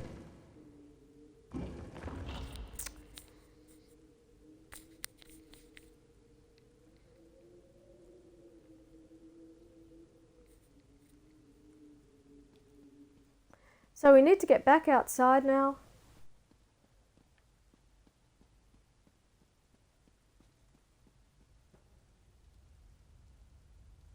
Wow. That looks really crazy. But anyway.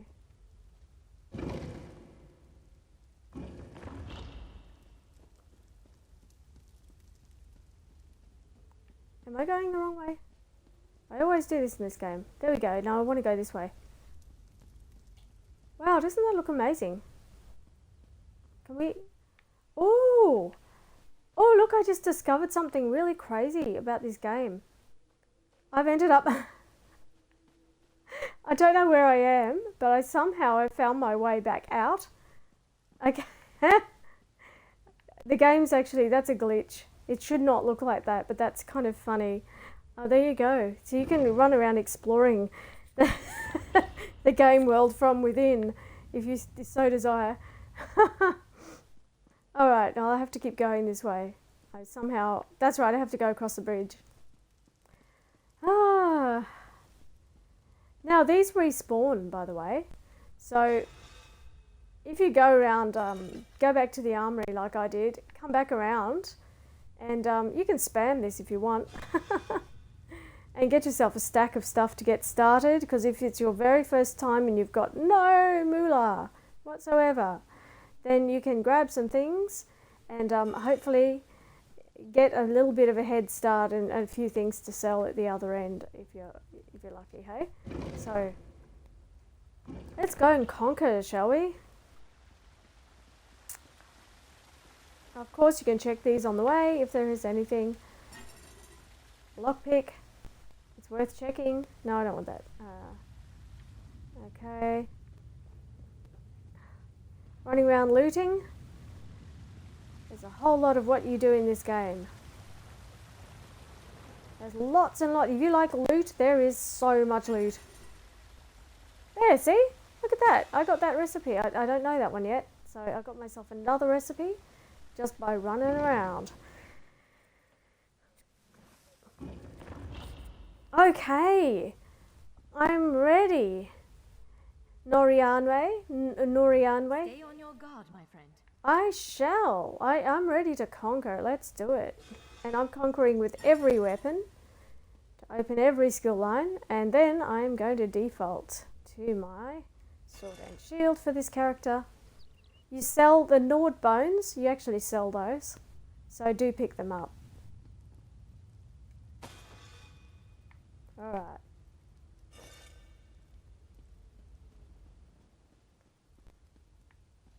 It's actually a fair bit here.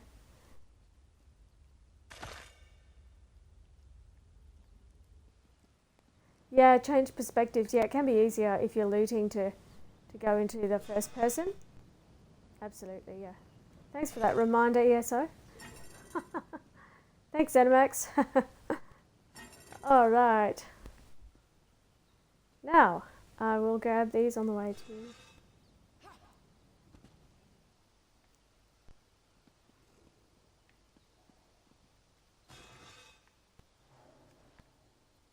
Oh, we want to jump, not loot. That's right. No, jump.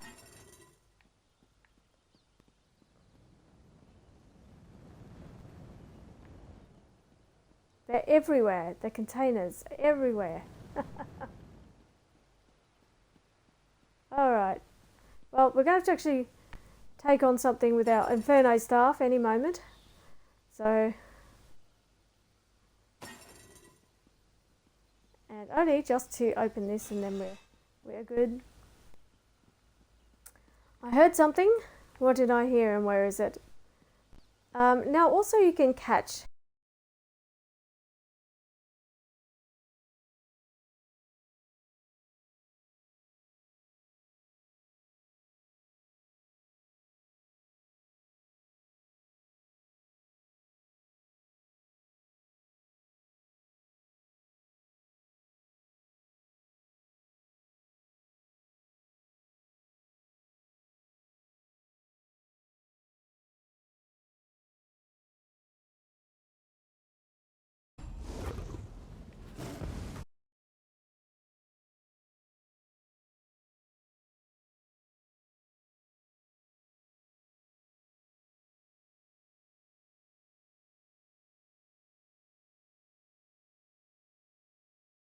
As you're so if you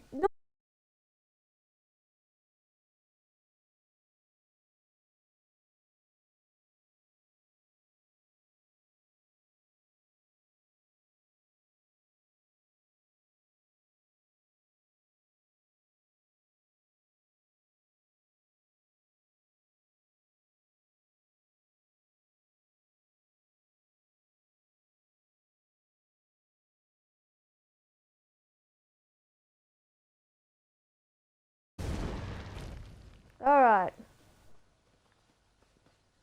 So let's get the rewards. My level up rewards, yes, and that's what I mean. So we get a meal, and look what it gives you. Increases your health by 5,892. That's a lot, you know. 6,300 on magicka, 6,300 on stamina, and it lasts for 2 hours. All right. So I am going to put something into health, given that this is in fact a tank character I'm building. And I need something in here. Or I think I will go for this. This is the tanking. Let's go for puncture. Okay, so that's our tanking skill right there. Okay. Now, into my inventory.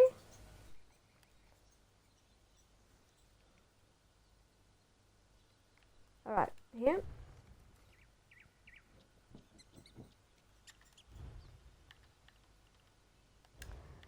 This cat wants my attention. I can learn my recipes. And I want to eat my meal, which you'll find your meals and drinks and things in slottable items. So you want to go there. I'm going to use that. And we can go and have a look at our character stats. And you'll see that they are a whole lot better than they were, right? So that's definitely, make sure that you have that equipped on your character, a meal or a drink, so that you've got that going on, okay? Just one moment, I have to let this pussycat back outside again. This little cat wants to go out. All right, madam. All right, so just give me a moment.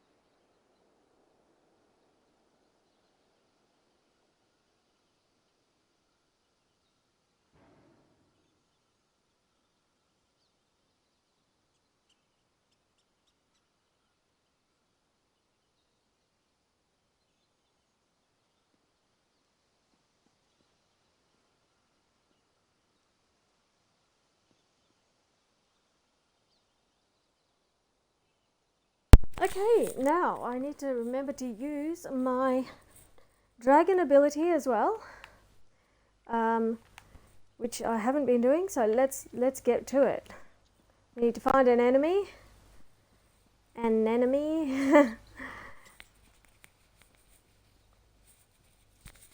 activate that ability, and also swap the weapon, and let's get our next skill line. So let's open up the ice stuff, which is actually good for tanks. So, here enemies, where are you? I am looking. Where are they all? I know there are some. Oh, there you are.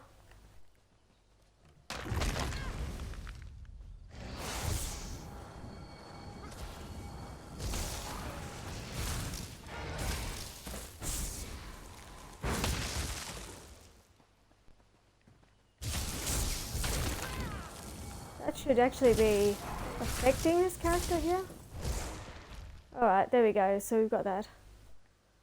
Spiked armor. Okay, because I used it, it increased. So I'm going to have to not forget that I have that. But that will give you, when you catch insects, you get bait. So if you catch like small rodents and insects, you will actually collect bait to go fishing. Which is a thing. You can go fishing in this game. And it's really enjoyable. I like the fishing in this game. Look for as many enemies as you can in this component of the game and take them on and build up your skills. So when you go into the game world, you have you've gone up a few levels. There's another one.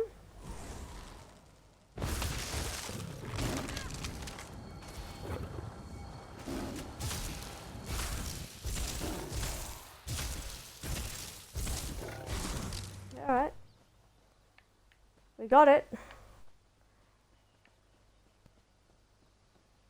Let's go. So I've got that skill line, and what else do I need that I don't have? The restoration. Why not? Let's do the restoration stuff. I don't have that one yet. Let's give it a go. Disarm this. I do have a few. Oh, okay. The Golem Champion. Hello, Golem Champion.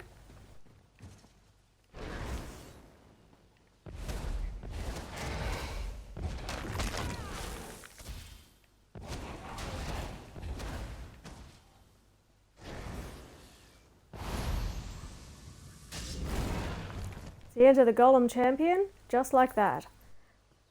That was the end of that one. Now, let me raid the urns. So, you can come in here and... oh, that was a sneak method because I think... Do we have... Oh, no, that's not extras. Yeah. So, you can draw them out of the arena. Only in this case. When you're in dungeons, don't do that. Stay in the arena, and mostly because otherwise they go back to full health. So I need to replenish regularly, and the reason is because I have... oh, there we go. There's a helm. The reason is because as you level up, the items you pick up will be at that level that when you're at a certain level, you'll pick up an item at that level. How about that? That makes more sense. There we are. There's the lightning staff. That's the one I want to get the skill line on. Okay. So our resto staff is good. But we do not have any healing potions at this point in time. We do have this follower who is actually giving us healing, but we don't have any particular potions there, so... we can wait. That boss will actually respawn, and we can fight the boss again if you so desire. You can fight them as many times as you want, really. So what I can do is equip daggers. Now here's something I don't often do. I'm not familiar with this Nightblade style, so we can go and try to take on something. Butterfly. See that? I got a butterfly wing. Did I see an enemy? There we go. Let's try this enemy. I have no idea how to use this style, so let's just have a go at it.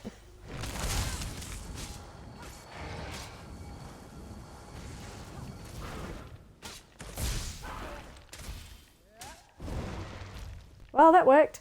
There you go. Dual wield is increased. Okay, got the skill line. That's all I was after. So I can now go back to... well, I've got the bow. I haven't used that yet. Let's use the bow. So, what is that all about? Let's find an enemy and attack it with the bow. And that will open up the bow skill line for us.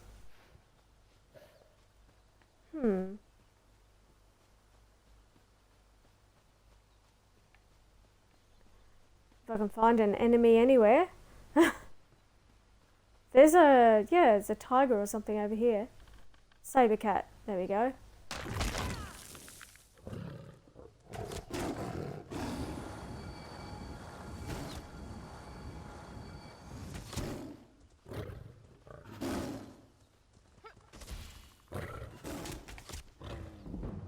There we go.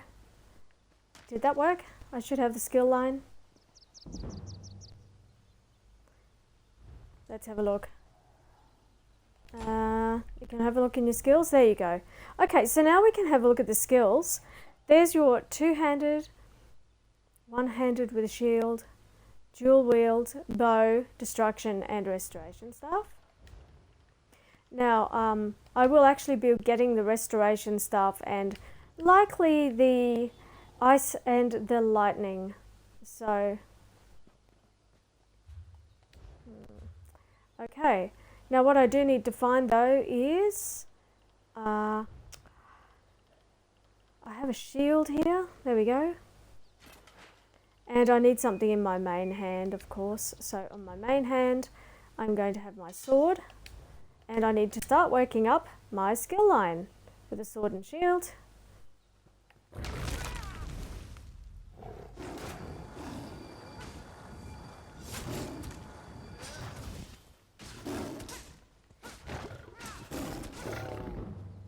There we go. And your armor, as you can see, your armor will increase as well. Okay.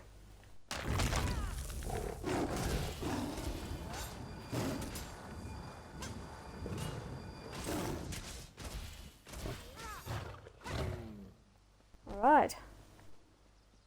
Good.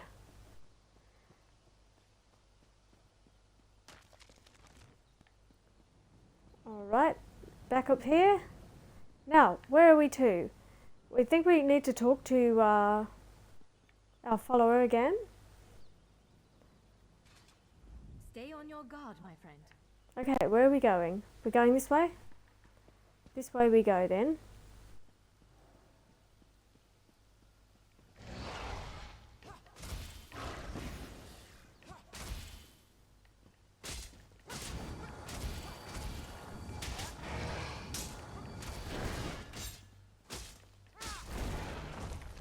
Alright, I've got to change the position of that, so... Alright, my skills. Switch it around. So my one-handed shield, I need that on... where am I going to put that's that? So I might put that on... it should be Y. Oh no, Y is actually... Yeah. Okay.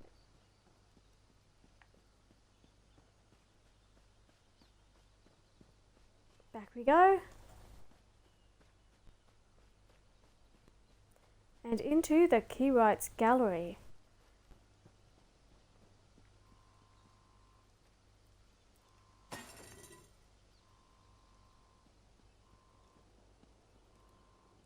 Nothing there.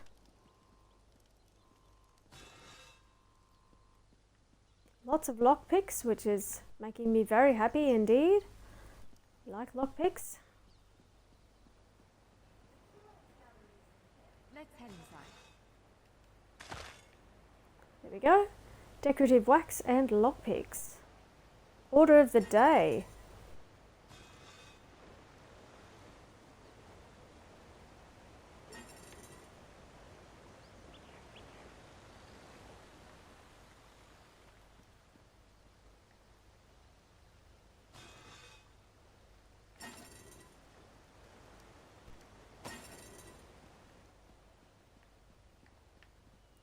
Right, let's get on with it.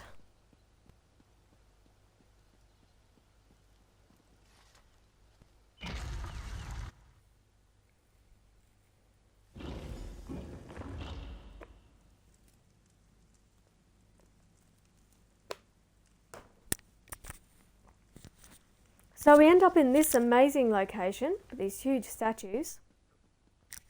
And one of the things that is really good about this game is the exploration. You know, there's just so much to see, so much to find. So I could do with replacing my clothes. Now, I know you think, oh, this is so fiddly.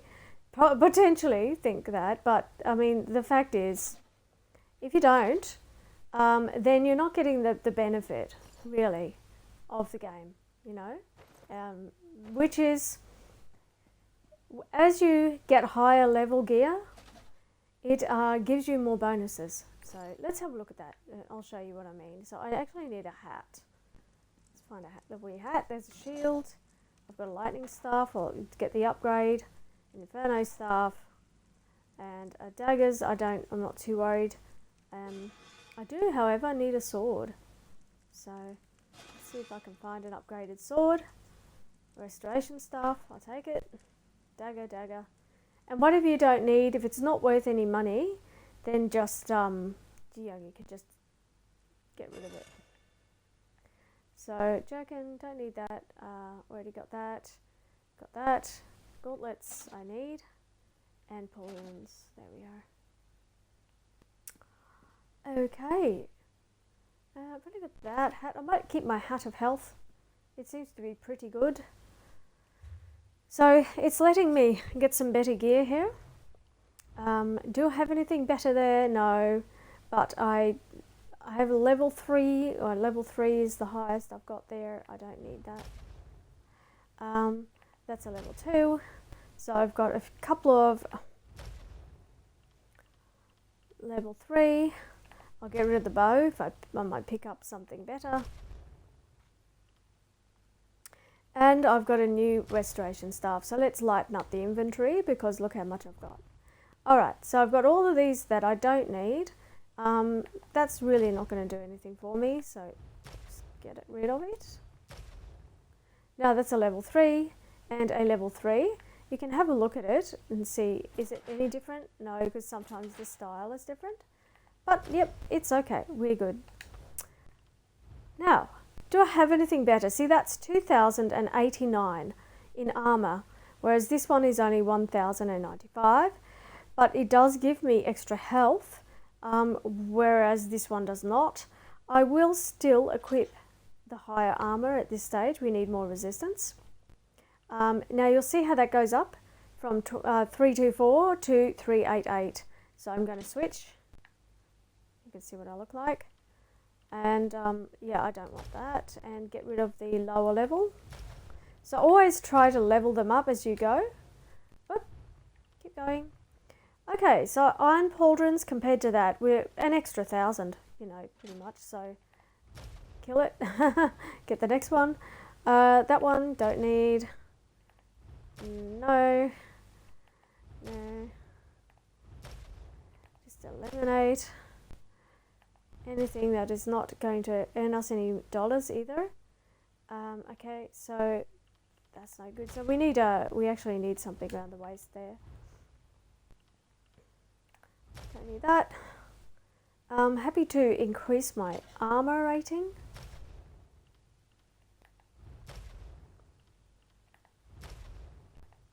Just kill all of this stuff. It's really not doing me any good to have it in my inventory at this stage. Alright, so this gives us maximum health. Do I have anything better?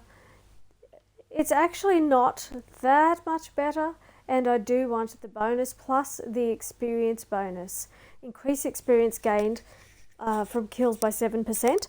Now that's going to help me to level up my character faster, so I'm going to hang on to it. That thing's not worth anything, so we'll get rid of that. And on the feet, what do we have? Let's just increase. There we go. Just sticking with heavy armor at this stage. Alright, there's nothing special, just regular gear. And Yeah, I didn't need anything else, so let's get up here. Anything there? No. Some clear water. You can't drink the water. You have to actually, in this, unlike some survival games, where you'll be familiar with collecting water and actually drinking that water. That's not how it works in this game. You create potions in this game. Okay, so when you collect water, you actually make potions with it. You can cook food, however, and you can make drinks as well.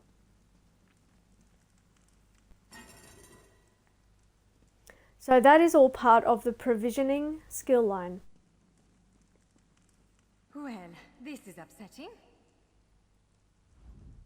Jeffers' bones. The surge of magicka created by the portals you came through. Must have cracked this sky shard. Without a functioning... Unless you have a set of enchanting tools and a working knowledge of meteoric empowerment.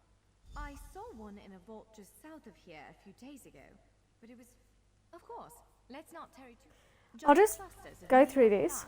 They fall from Aetherius, charged with raw... It's a monstrous sentinel called a gog. Giant cluster. It's a monstrous sentinel. Okay, just so if you want to like scroll back and read that, you're welcome. But I'll just move along so I can get into the other server for you. I just want to kind of just get out the other end here and show you the room.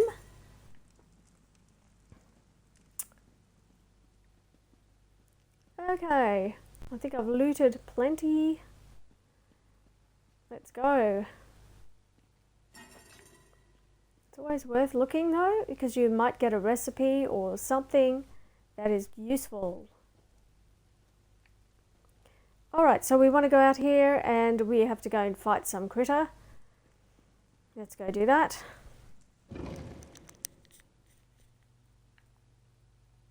Alright. Do you see that vault to the south? The sky shard is there. Well, let's go. To the south it is. Now, you'll notice the bar at the top of the screen. Oh, is there anything there? Yeah, there is. Okay, clear water, got some more. Oh, they've respawned. Okay, so sometimes when you go in and out of a door, the items respawn in the containers. Not always, but sometimes.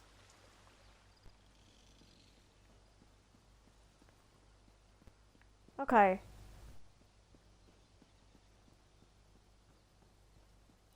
So let's get in there and kill this thing. What? Oh, is that a, aha!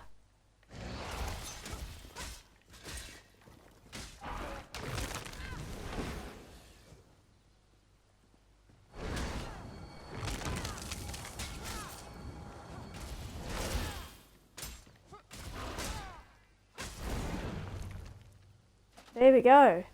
Get rid of that guy.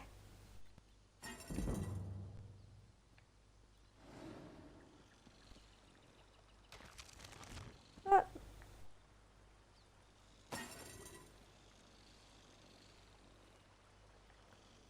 Searching in third person. Okay, well I could go into first. There we go. But they're kind of... I have to put these things away because they're in my way. What did I see there? There was something. Don't know. Thought I saw something, but anyway. There's lots of containers here.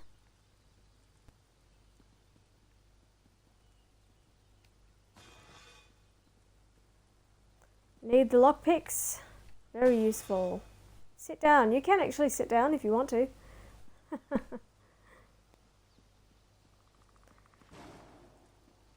Let's go.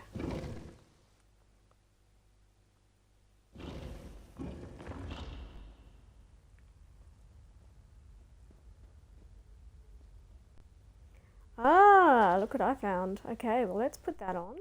What else can I find here? An urn.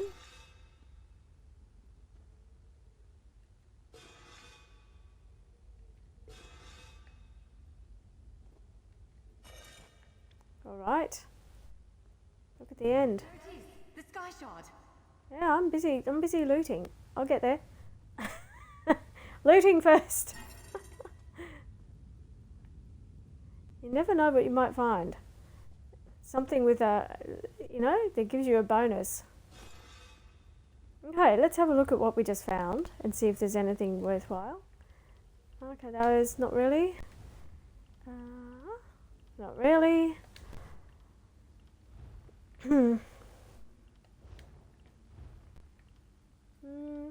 Nothing better than what we already have, so let's get rid of those. I can break them down at a forge or whatever if you want, but okay, now I was looking for this, so I'm happy to switch. Okay, what have I got there? Level 3. Everything else is level 3. Good. Let's be going then. Oh, hello.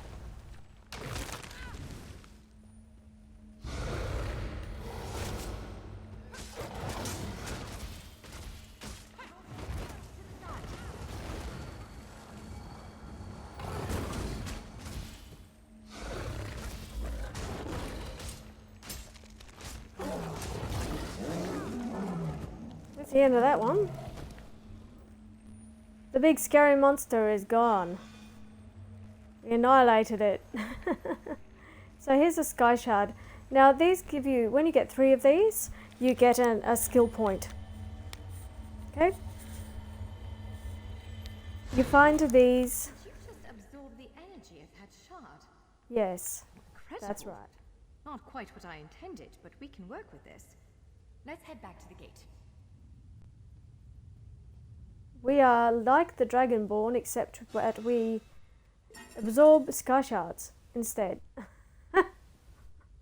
Breaches, Jerkin. So come around the place and look for things, because if you haven't found a piece of armor, particularly if there's lots of people in this zone, because it is a multiplayer, and therefore you'll have like sometimes up to 10 people running around, or however many it allows in this area, all looting the containers and grabbing things.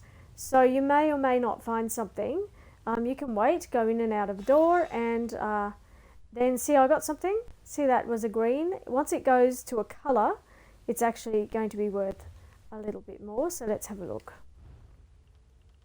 So I picked up a necklace, and what does it give me? Now this, you see, it's got the robust trait, and it actually gives me stamina, so I'm going to wear that, and then that will help to improve my stats.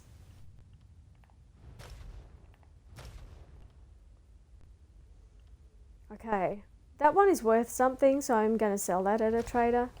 I don't need this. Alright, let's go. We conquered. We came in here and we conquered.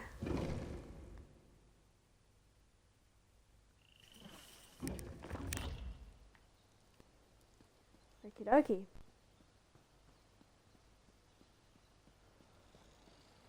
Butterfly!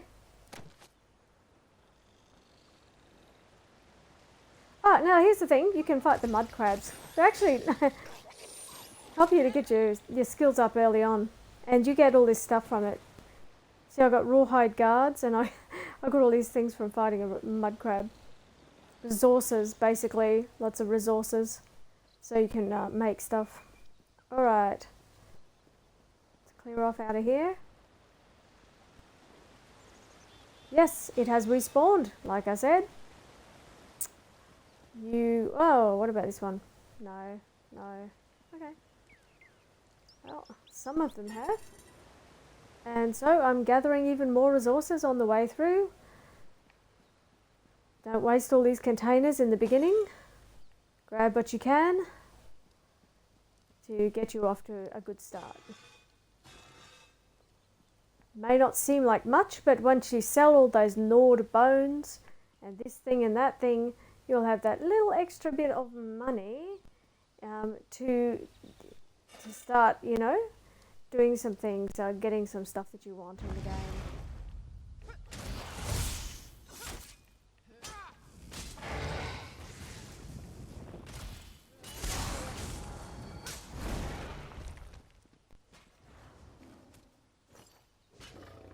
Alright.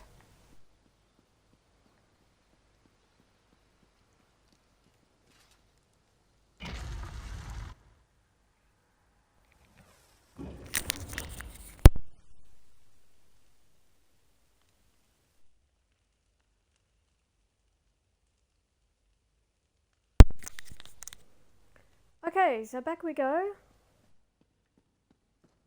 Upstairs.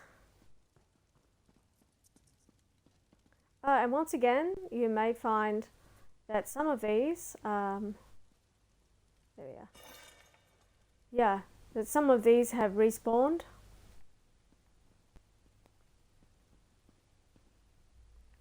I think I have enough stuff at this point, so let's do it.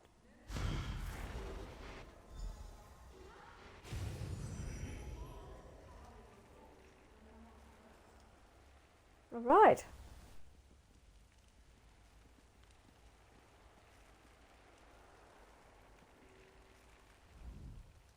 I'm afraid we've reached the really scary bit. The Daedric creature responsible for all these portals waits just beyond that gate. If you have any other preparations to make them now. Again, I'm just a scholar, but I'd encourage you to remember what we practiced before. Keep moving, strike true, and exploit any opening the creature gives you.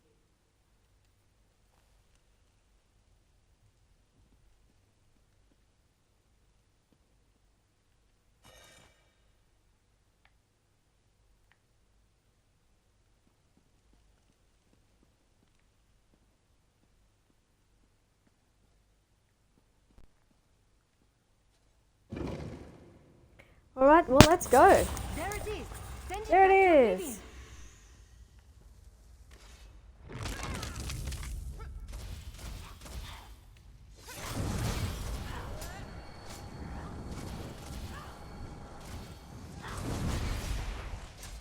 Only I will remain.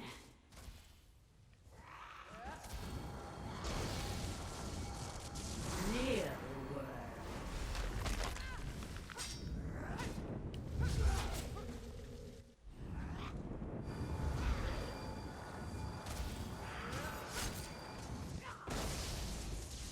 You cannot kill what cannot die.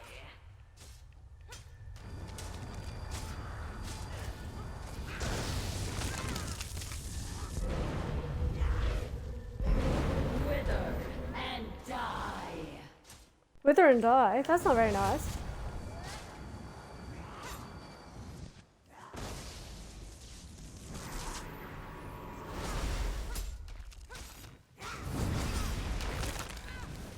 Right done.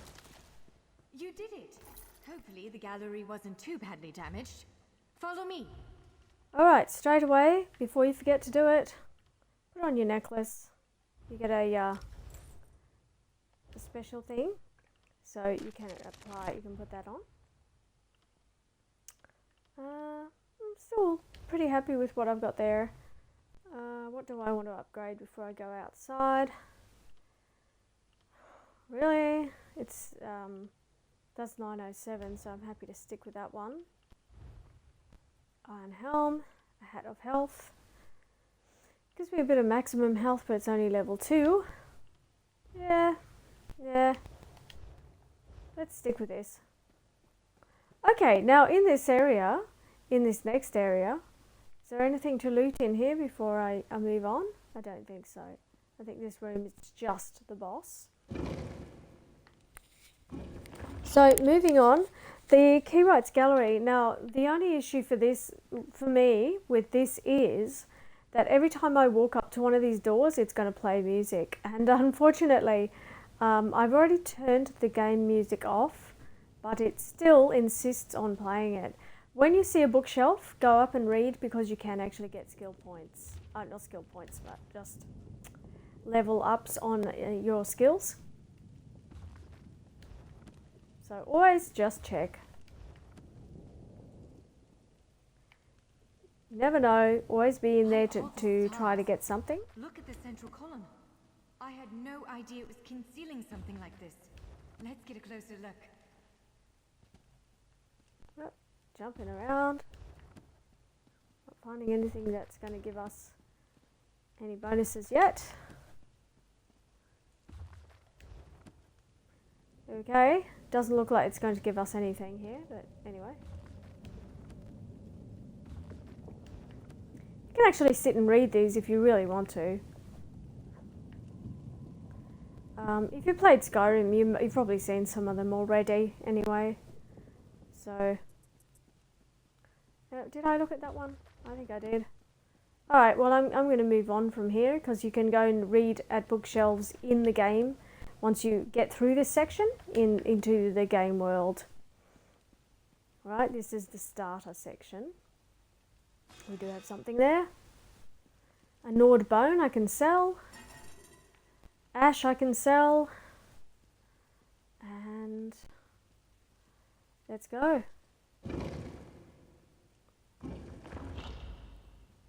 Now, each of these leads into a different part of Tamriel. This Okay, is different. the Keyrights Gallery, but not as I remember it.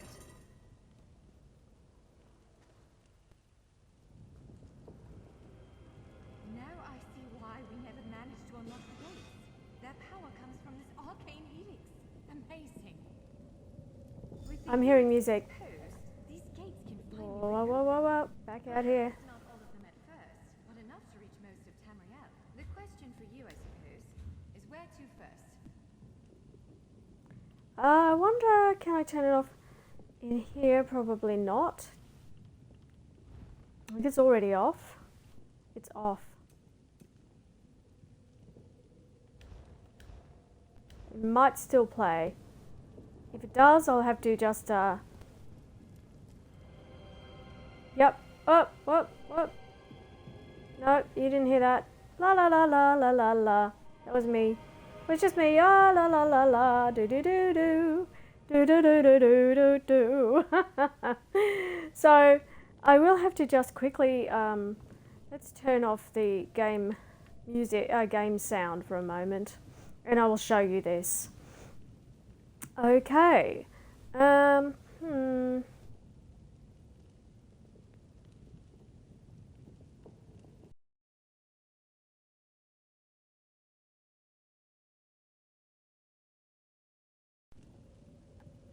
That didn't give me what I wanted. How do I do this? There we go. Okay, got it. So I'm just going to turn off the game volume temporarily. So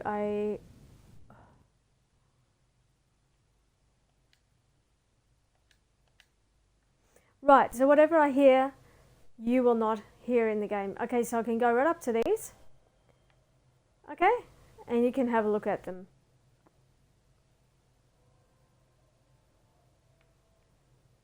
Right? They're pretty amazing. I think it looks absolutely brilliant. I love this. It's fabulous. And these are all the different areas. Now we do have to talk to Narianwe. If they look like this, then you haven't opened that chapter or paid for that chapter. So all the ones that are unlocked are ones that you can access. Can you believe it? Because the Keyrights Gallery opened doors to every corner of Tamriel. Places I suspect that desperately need a hero's aid. This choice is yours to make, but wherever you choose to go, I'm sure adventure awaits. May the stars protect you. Okay, complete the quest. So, have you chosen where to go? What region of the world strikes your fancy? Not everyone gets to pass aimlessly from one side of Tamriel to another yet, so this is quite a gift.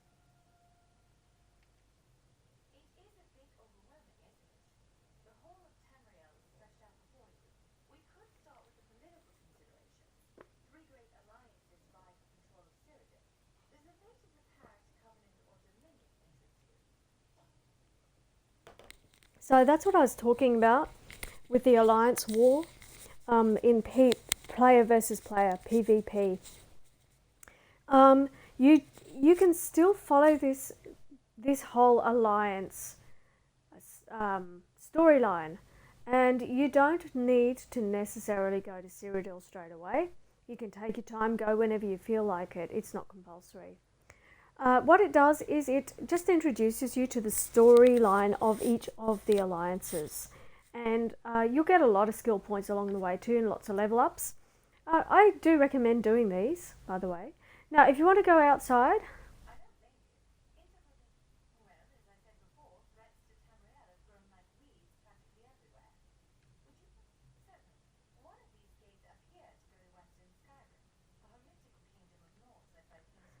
Okay. So there you go. Now I have actually gained some things, some items. So let's have a look at what I have. I have, where is it? In supplies. There we are. Okay, so I have received all of these items here, and I can just take all of those. So I now have a soul gem in case of running into something that I can't fight yet that's way stronger than me. Then I have this, and it will give me a life. So yeah, so the thing is, you just kind of fade and then re-emerge. So you go into like a spirit form and then you re-emerge. So you don't have to go back to a certain point or anything. You usually go back to what's called a way shrine if you die. So with a soul gem, you'll just spawn on the spot. If you've run out, you'll go back to the way shrine, the closest way shrine. And these are all the things that I've collected. It did give me some things, so let's have a look. What was it? No, it says legs. I have more breaches. These breaches will actually give me stamina. The ones I have on are giving me health, which is more like what I want anyway at the moment. So I'm not switching just yet. I'm pretty happy with what I have. I have this pewter necklace to give me stamina, or this one to give me health, and I'm going to stick with it. Now, in supplies, there was it supplies, materials? So I've collected a few things to get started. There we go. We've got the Inferno staff, level 4, and a bow. So it wasn't specific to the skill line that I've primarily used. I do actually, I do still have to go searching for something for that. So now we can have a look at each of these, and I've got my rewards too, haven't I? So there we go. Let's claim that. That will give me some stuff. I must choose a reward. Oh, whoops. Okay, let's choose a reward. I want iron legs. Thank you very much. And I'm going to stick that into my health. And I want to get, I've got one hand and shield, or I have something here, and I want to get the lava whip. Right? It does take magicka. However, this can be morphed to give you back a lot of health every time you use it, and I find that to be particularly beneficial. There's another morph for this as well. When you go to the once the skill is up to maximum, once the bar on the skill goes up to the maximum, you get an option to increase that skill into something special. So I'm going to assign that. Where does that go? That is for now.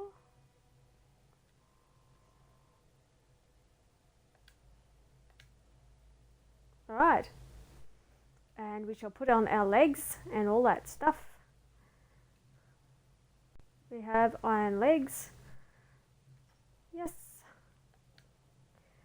And I believe that I just got an enchantment. So that's what you do. You go to the item. You hit the Y button for actions. If you look at the base of the screen, on PC and PlayStation, it'll give you whatever you've got to use.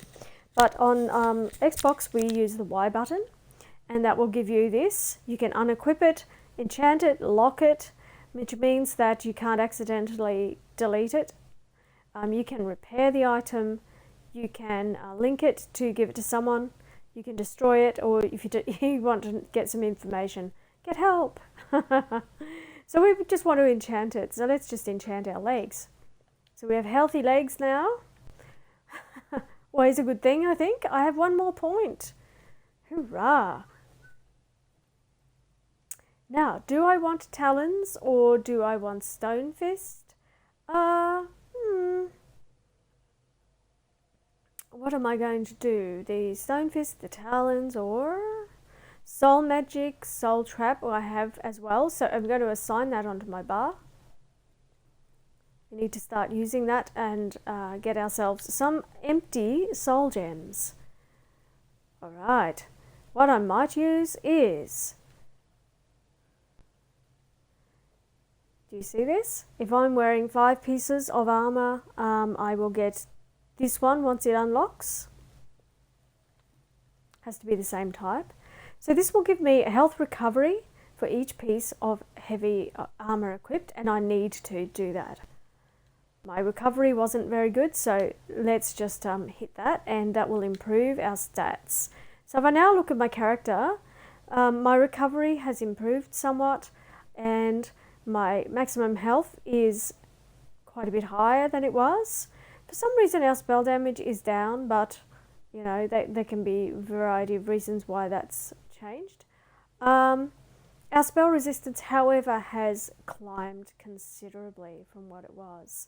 So you just got to keep building like that. Keep on going and building up your character in that way. Now, you choose one of these doors. Now, you can ask her for advice on which one you want to go to. So, if we go up to these ones, see how at the top of the very top of the bar, there's that little red bar, and it says Kanathi's Roost. Okay. Strosmakai, and Strosmakai is the faction that I'm in, the alliance. There is Bleakrock Isle. There is Vardenfell that I have available. Okay, and they all have their different storylines. Now you can start wherever you want. It really doesn't matter. So it's up to you what you choose. This one down here is, let me see. Those ones are all closed. What else do I have open? I think I have Orsinium. I don't know where that is. Should be somewhere. That's Bleakrock. Yeah, don't know. But I would want to go to Strosmakai. That's where I want to go initially.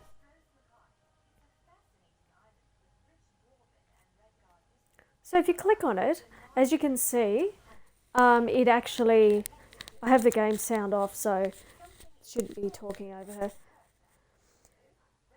There you go. So we can start the Daggerfall Covenant storyline. So if you click that, it'll take you through.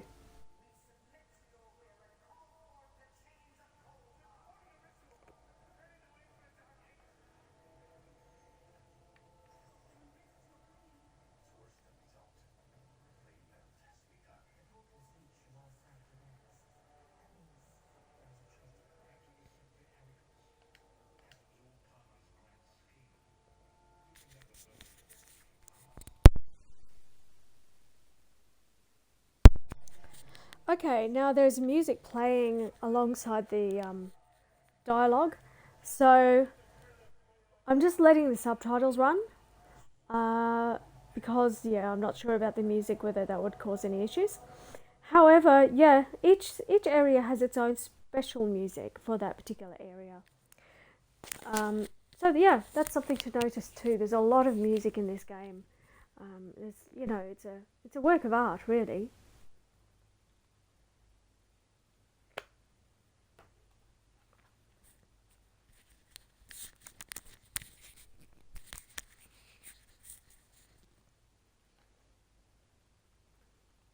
I should be fine to hopefully turn my sound on.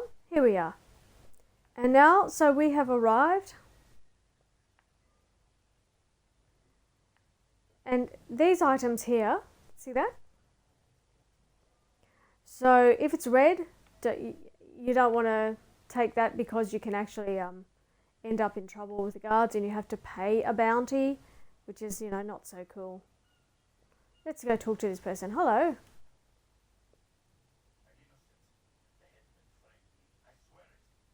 See? He's innocent.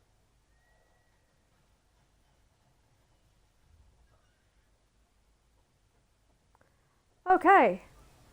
Now I have to be careful because there can be some in-game sound, but these game worlds are just beautiful. The water is, look at it, it's absolutely stunning. There's little birds. See, it's going to fly away because I got too close to it. You can stand near NPCs, they'll often talk to you, not always, but sometimes. And there's a guard. And here we have an in-game guild trader. So if you go up to the traders, you can have a look, and in order to find items here, you can go all items or open this up. You can look at weapons, apparel, jewelry, consumables, food and such. See, food, drink, potions, poison, motifs, and all these different things, which you'll learn about during the game. So we can look at food and we can look at all levels, and let's see what we can find. They don't have any. Do they have drink? They don't? No, apparently not. Do they have any... well, look for apparel. There should be stacks. Oh, there we go. We just have this one here. Now it'll give you the price for it. You cannot wear this until you're level 50. So where it says level, if it's red, then you can't actually wear it until you get to that level. Keep in mind that you will find items, and if you try to hit it, it'll go, you can't afford it. So you just hit the back button to get out of there. You can look at materials if you need materials. There will be all sorts of stuff. This one doesn't have very much. This trader's really doesn't have much. Glyphs, they don't have anything. They need somebody to be doing their glyphs for them. Okay. So yeah, some traders, of course, they're not going to have what you're looking for. Other ones will. So we have a whole quest line to follow here. This is a standard NPC trader. So we can go up to this person. And if you look at the bottom of the screen, you'll see that you can, in fact, repair your armor. So I can repair all my gear for 8. I have collected 83 gold so far. And I can, in fact, if I click across using the right bumper, I can, in fact, sell all of this stuff that I've collected. Okay, so you can see my money is going up now. I can sell this if I want to or not. I can keep those, break them down, whatever I want. I can sell the rawhide straps or I can keep them. It matters not. It's up to me what I do with them. So I sell that for, yeah, that one for 10. And I'm gradually making myself a little bit of money now, a bit of gold. None of these are worth anything. And this one, I'm going to keep that because it has a trait that can be researched. And these ones have traits that can be researched. If it's got the magnifying glass, then you want to hold on to it and research the trait. Okay? That one I can just sell. That will get me a little bit of gold. You can buy them back or you can repair. Okay? That'll tell you how much damage there is to the item, so you can choose what you want to repair. Okay? And you can buy, as you can see, it's pretty expensive, so you're better off just going and making these things yourself. You cannot create a fireplace. You have to walk up to one that is already there. So you need to find a campfire somewhere in order to be able to cook things. I believe there is one up here somewhere. Not there, maybe it's further along. Here we go. So in order to cook something, you want to come up to one of these. There you go. I have not learned any of those, but I have got some of these. So I can increase my health recovery, which works for me, works fine. Now keep an eye on the levels. It says scales from level 1 to 4. And you need to be making sure that you're having something at your level or it just won't even work really. So that will give me magicka recovery, and that will give me health recovery. And it's the same, it's just what do you feel like having? Brown ale or beer, you know? So I suppose I can just, I'll craft a couple of these.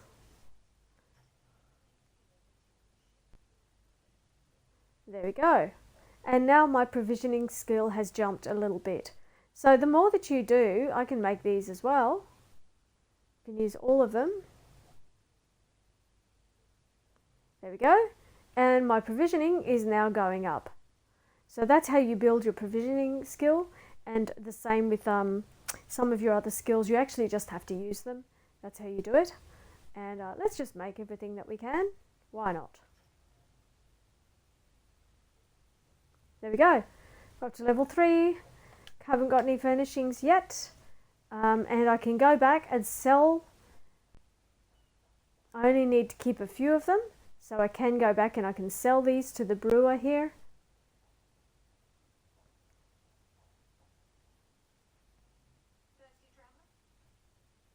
Okay, so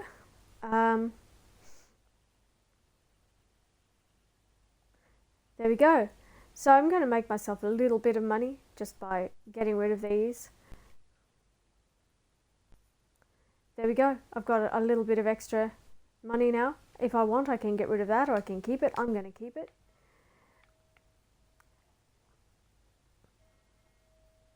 So each area is different. You can look at the map for that particular area, and you can see on the map what each thing is. It will tell you that's the marketplace where everything is. There's a blacksmith, a carpenter, there's crafting stations and all of that. An outfit station where you can change the colours of your outfit. The forge, and here is an alchemy enchanting. There is a pub, a brewer, which is, of course, here are the boats where you can go to different places. Okay. Which is actually free. And the map of the island. To zoom, we can come out and have a look at the entire map. It's pretty big. There's lots and lots and lots to do and see. Okay, so I can go to any of these places. I can go to Stone Falls. I can go wherever I want. To any of these places. That's Bleak Rock just there. And we are over here at the Port Hunding Way Shrine.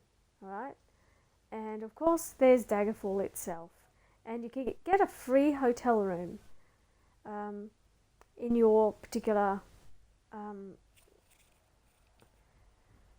I keep saying faction alliance.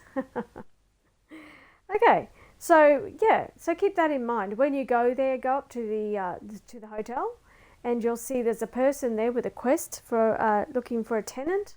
Take the tenant quest. You can actually go into here, seeking a tenant. If you go into the Crown store, open the store, go across to, where is it? Quest starters, this one. And you have all these prologue quests which are absolutely free, and you can do them and gain lots and lots of points for yourself. But this one is what you want, a room to spare. It gives you a free starting house, which is just a hotel room, but it gives you a place to camp out, you know, it gives you a place to go. So we can confirm that. There we go. I can now go across to wherever it tells me, go to Daggerfall. So I want to go to Daggerfall, and I will have an opportunity to get my own room. Okay, now I'm going to log out of this and quickly log into my North American server and show you a bit further down the track.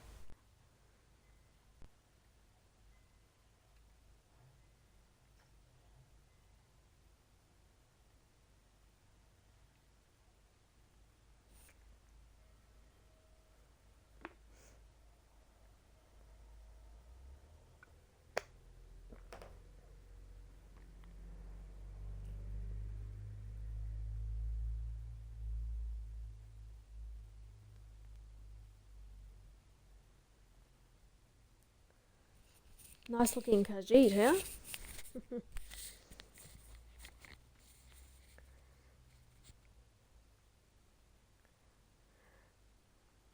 taking a moment to log out.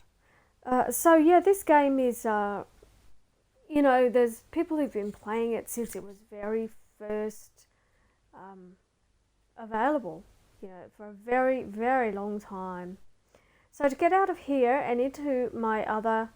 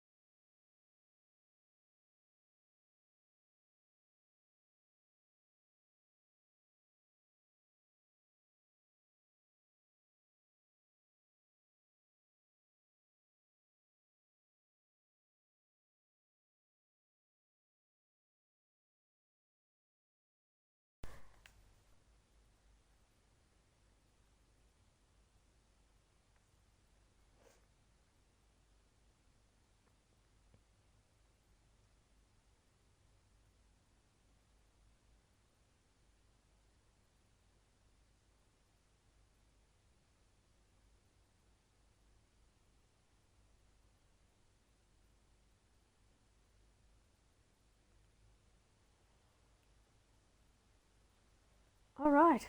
Now this is the latest character that I made called Where's the Flowers? Which is, it makes me laugh every time I look at it. Where's the flowers? Anyway, I made Punk Barbie as well. Punk Barbie is a sorcerer. And of course, my main character in this login is Saphiria Ebony, and of course is a champion level 387. Got a long way to go because it goes up to 3,000, so odd. So these are a mere beginners, really. However, yes, Where's the Flowers is a Khajiit Dragon Knight, and is at level 6. So Punk Barbie has got up to level 14. I will show you the sorcerer character. Let's go into Saphiria. Now this one is called a pet sorcerer, and that means they conjure pets to fight by their side.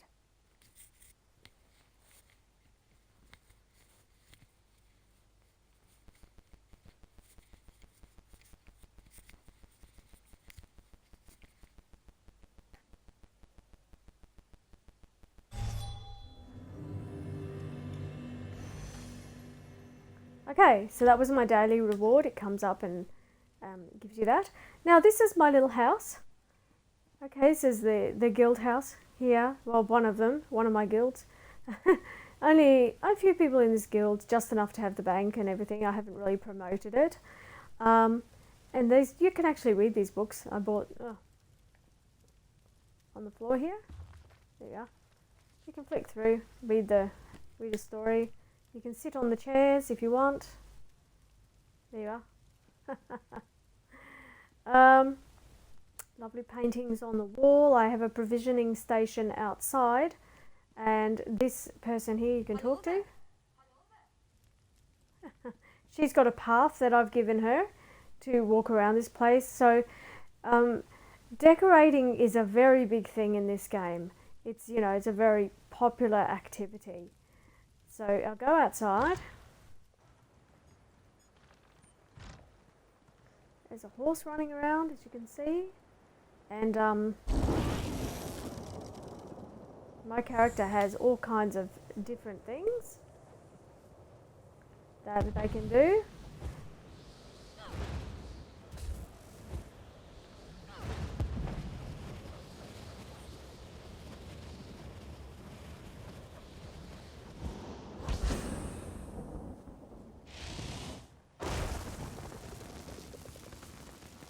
There we go.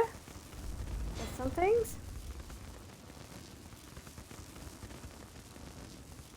That is a protective thing. So if I show you the character itself, probably need to eat or something, do I? Not too bad. Okay, so you also pick up these stones. You go and click on one of the stones, same as in Skyrim. You choose a stone. So this one has the level, which is spell and physical penetration. And her current stats are, well, I have to switch around to my other weapon. There we go.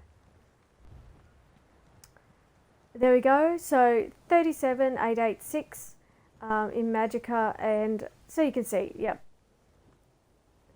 Spell and physical resistance, which increases when I use my shield.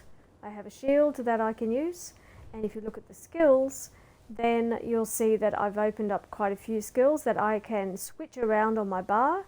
Depending on what I'm doing, what dungeon I'm going into, I often change my skills up for a particular type of fighting. So I'll have skills, for different things. Now you can use the armory station. See, this one's got heavy armor and light armor. Soul magic. And when you look at... okay, now when you're doing PvP, you get the Assault, the Alliance War, Assault, and the Support skill line. This particular character hasn't done the Alliance War, so she's just been a PvE character so far. So you can build these up. She hasn't really done a lot of any of this yet. A bit, not much. Okay, so yeah, what you do with your points is up to you. The champion system is constellation, similar to Skyrim, where you go through and you have different things that you can put points into, and certain ones are passive, and the other ones, these green ones, will tell you have to actually put them into the bar. So that has to be, if you look at the top, fade away above that, add to champion bar to activate. So you have to actually have that in the bar for it to be active. So that's how that system works. And so once you reach your champion level, which is level 50, you start to accumulate points at quite a good rate actually, that you can put in there. Now, guilds. Guilds you'll find here. So this is a guild that I've created, and so is that, and so is that. But I haven't promoted that. Upper echelon mediocrity, you may be familiar. A Coyote is a streamer for ESO. So, and also the Tar Pit, Tahil, I think it says Tahil. Is also a game. Yes, Tahil is on Twitch. So you might have seen Tahil before on Twitch, and please do support Tahil if you're in there. And my apologies, Tahil, I haven't been on for a while. I've been doing so many other games. So normally I stock up the store. You see the guild trader. So normally I'm 30 out of 30 items in the guild trader, and I keep on to it. But I've been a bit slack. And yes, Coyote used to have the guild trader, but found it a bit too much to keep on trying to, because you have to bid for it, and it's quite a system, The bidding system is quite intense. So that can be a little bit much. Now I can show you a bit of combat. If I can remember how to fight in this particular character. I'll figure it out. We'll see. Okay. Yeah, that's the other thing. Before you go into combat, go in to get some practice. Like, just go and fight some regular game enemy before you go to PvP. Just run around fighting stuff. Especially if you're switching from one type of character to another. From like a Dragon Knight to a Nightblade or something. And just work up some of your abilities. work up some of your abilities. I mean, practice. Practice is what I'm trying to say. So I am in Bangkorai, a place called Bangkorai, which is one of my favourite places in this whole game. I just love Bangkorai. I don't know what it is. I really like it. Now that's healing there.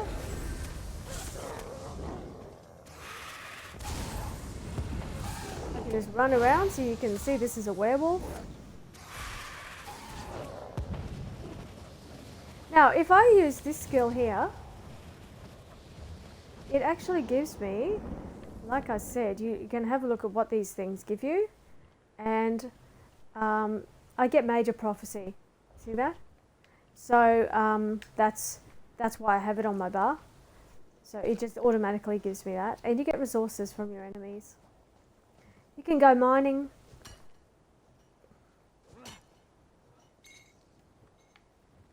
Okay. Someone has just been running through here.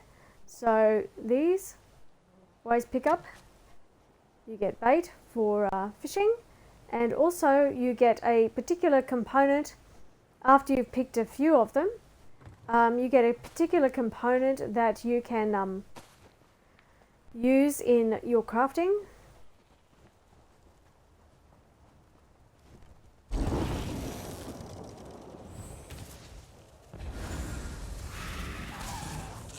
Now,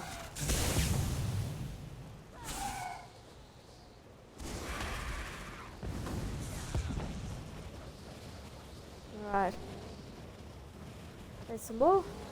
So there's just there's things everywhere that can help you. Oh, here we go. I'm picking a fight.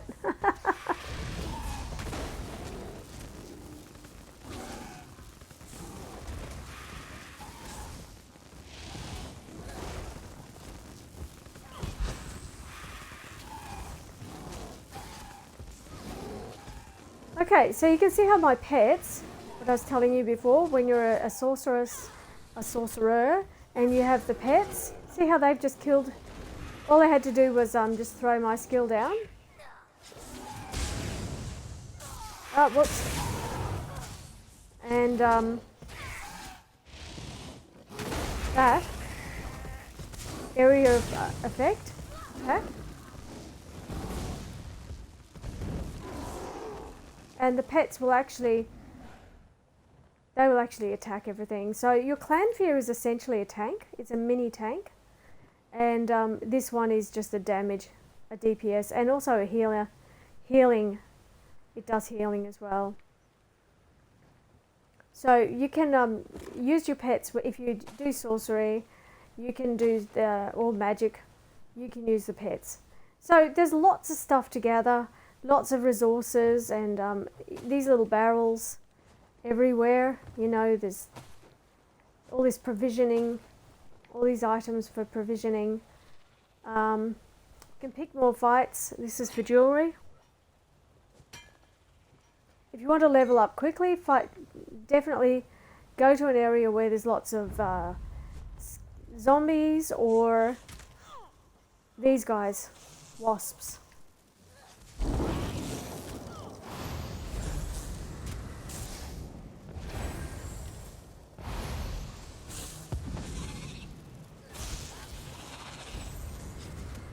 Right, so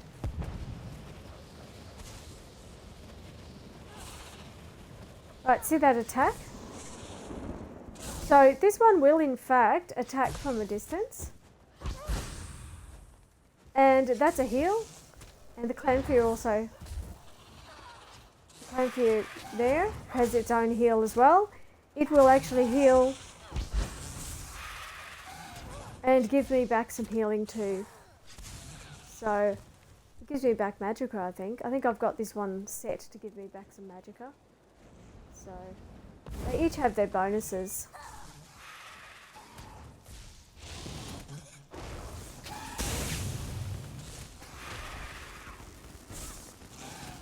I have to get used to this again. I haven't done this before now. Okay.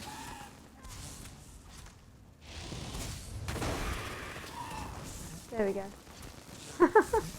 I switched to that. I had another skill, but I switched it. Okay. So you'll see it gave me, what is it, 1.7k. Just to do that, just for that, was 1.7k experience. So that these little wasps actually give you lots of experience. They're really good to fight. Okay.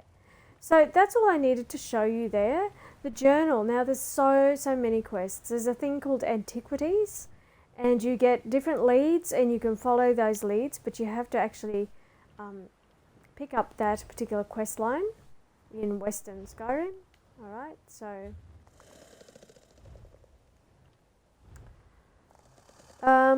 these are the quests I have active at the moment, and there's a lot. I've got some things in Craglorn to do. I have 23 of 25, so I've got a lot to complete. I have some prologue quests I still haven't done on this character, so they're worth doing because you get yourself some points. Now, if you want to know how you're doing, you can look here.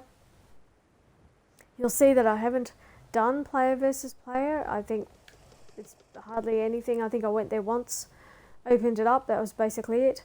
Crafting, dungeons, you can see what I've done. That's not a lot because I'm only like an early level, so I haven't really done a lot yet. It'll tell you your latest things that you have achieved. Up the top there in achievements. There are leaderboards for different dungeons and such.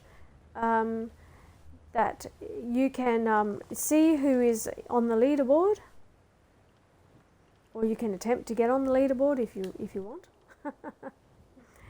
Lore library, you can collect different things, and it will go in here. See, there we go, and that's about it. That's all I've got to show you on that. Now the champion point system, when you get a point, it will show you when you move across. If I click that, then I can put that into something that I'm trying to build. What am I trying to build? Breakful. Oh, I'm definitely trying to build that. Okay. Alright. So that's that done. And it literally just functions in the background. Now you'll see that little bit of fighting there got my character up one more champion level. So it's worth just, finding a zone to just go and fight for a while and build yourself up a level or so. Alright, so I'm still trying to figure out how to use this character. It's been ages since I've been in this game. I played it for ages, but then I've been playing lots of other games, so it's not like I haven't played. I just sort of go in and do the regular things, and that's it, and don't really do much else. So yes. So what have I got there? Okay. So I'm wearing Crafty Elfique, so I've got a light armor set on essentially. Now I have a few different armor sets for this. You actually collect sets that work together, and they give you a bonus when you're wearing like 5 pieces of that particular set, or a certain amount of pieces of that set, depending on it. And what was I looking at? That's my stats. Advanced stats will tell you how much resistance you have or don't have, and therefore you can see what your weaknesses are and what you need to build up on. As you can see, there's some things I haven't got yet because it goes up to 3,000 points. There's a lot to get still.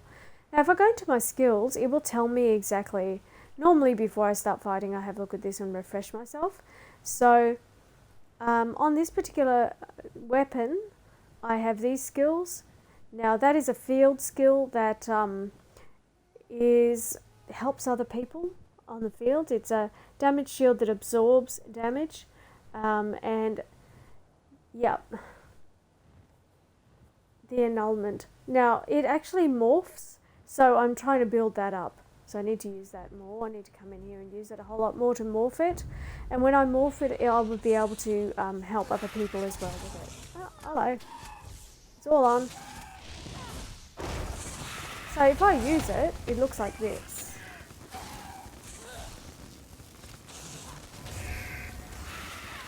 There we go.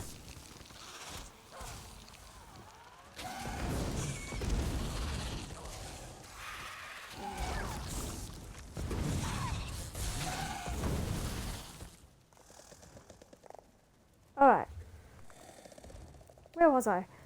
What, there's another one? Okay, we need to get out here. I'm getting myself into trouble. Let's go over this way. Okay. There we go. That's better. Alright, so as you go along, you can see that it will tell me what I have. To the right, that, okay, it's the buttons that, yeah, around the other way that I've got to kind of get used to now. Absorption field is what I just used there. Okay, it heals you and your allies every second, so that's what I just used. But I also have this other thing, the annulment. Okay, so that's the armor. Oh, okay, I remember now. So yeah, so when you're a sorcerer, when you have light, so that's area of effect. That does a lot of damage. That's that one. That's that one. And that's my shield. Okay, because I've got the pets, I've switched it from the Dragon Knight build. I usually have my buttons in the same place, but that's right, I have to remember that it's around the other way. Okay, so this shield here gives me the annulment trait there. That's all it gives me, so okay. Good to know. Well, that's about all I can show you on this. Now you get different foods. I will show you this actually before I forget. So some of them will last for 2 hours, some will last for 1 hour. However, because it's blue doesn't mean it's not as good. If I take this one, it's going to give me more health and more magicka than that one there. Okay, now this one gives me the most. It will give me a lot, and it will give me health recovery. So that will improve in certain circumstances. I would need that health recovery to be very high, and therefore having those gold ones is particularly useful. So you can switch your drinks at any time. You can switch a drink or a food at any time at all in order to prepare for different battles. All right, I think that I'm happy to just jump out of here if I can.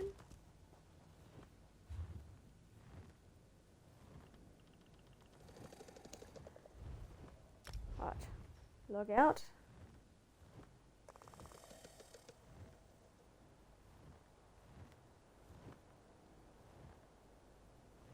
So I think that explains a fair bit for you anyway. As you can see, for me, I was like trying to get my head back around after, just playing the Dragon Knight, then trying to get my head back around what I did with my sorcerer. So yeah, that's why you just do what I did there. Just run around and then try to figure out, what buttons have I got in what order. And when you get to level 15, you get another weapon on your back bar. So I can have a sword and shield, a different type of sword and shield if I'm a tank, on both on the bars. So I can have, one that gives me back stamina, and I can have one that is has like a maximum penetration ability or something else that does damage, some kind of like ice damage or whatever. So I can switch it up. I can have a restoration staff on one bar and then change over, and I have my other weapon, whether it's a bow or a daggers or an axe or whatever it is. You can switch around and have something on each of those bars. So we've got a Khajiit here at level 6. Who is a Dragon Knight.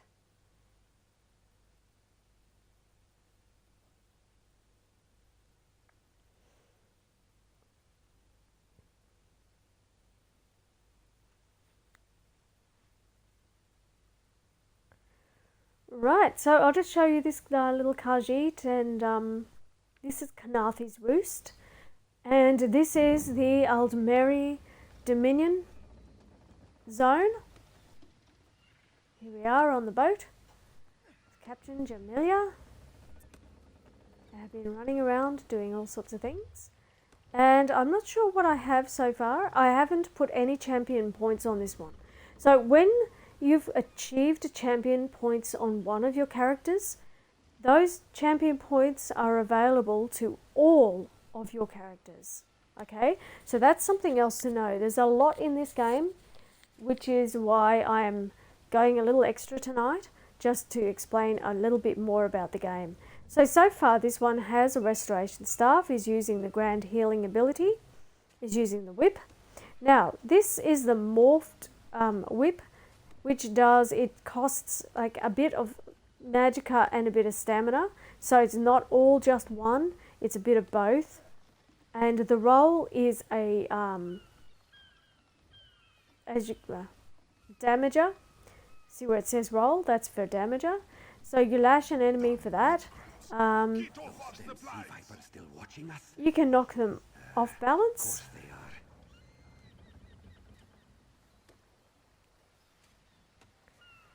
Okay, and this has Seething Fury, which means each time you use it, or each time you use something from this particular skill line, it tells you just there, then the Ardent Flame skill line, then you actually build up the strength of it, so by 20%. Okay, so it stacks 3 times, so that's pretty good. And it just gives you that extra damage in the end. So the Ardent Flame for the Dragon Knight is here, that it's anything in there. So if I use any of those abilities, I've got the Burning Embers going as well, and I can show you there. Whoops. We just have a look at the cross here. Slash an enemy for an additional 750 damage over 7,510 damage over 20 seconds. Then you heal for, this is what I was talking about, some of these abilities give you healing.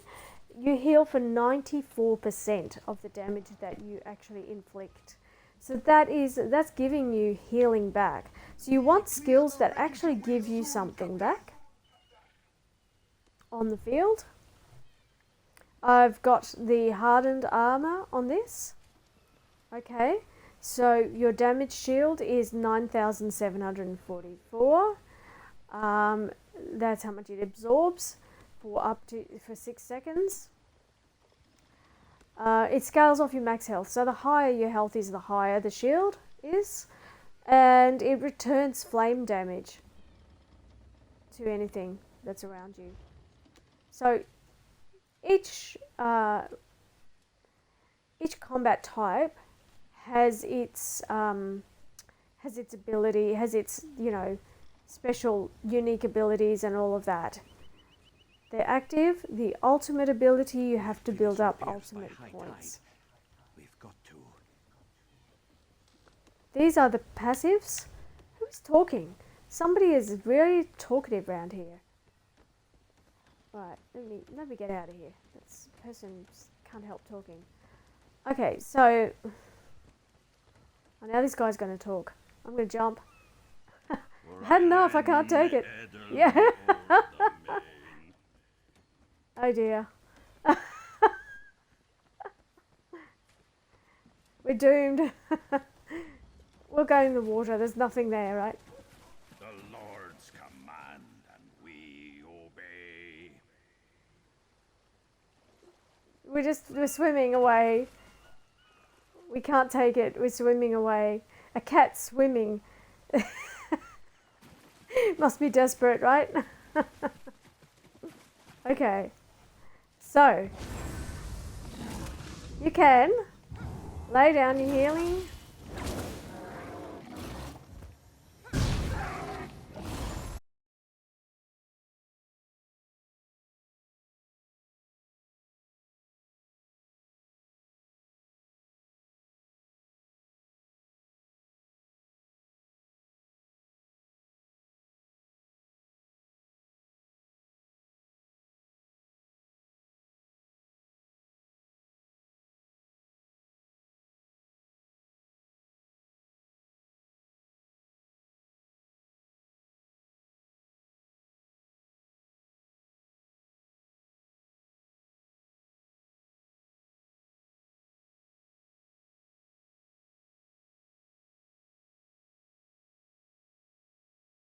So if you turn the numbers on, it'll tell you how much damage you're doing with each hit. Okay, and I do recommend that because then you can see what if you need to increase your damage output. Because sometimes you're just simply not doing enough damage. So the combination of skills or the order of your skills. So I was supposed to go shield first, yeah. So you've got to get used to your order. I'm not an expert. I don't consider myself an expert. I'm just a regular player in this game. I enjoy it. I've been playing it for a few years now, and I enjoy it. But I don't consider myself to be like an absolute expert. Experts are I think the ones who've been playing from the beginning, and who've studied all of the different, all the way along, all the different armor sets and the different development of characters and so on, and they just have the knowledge about everything. I kind of just read stuff and go from there, but I do watch things. I do actually watch some suggestions, so I can learn that.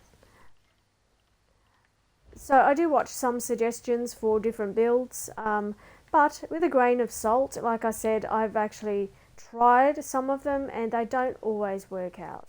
Right? They sometimes work out, not always.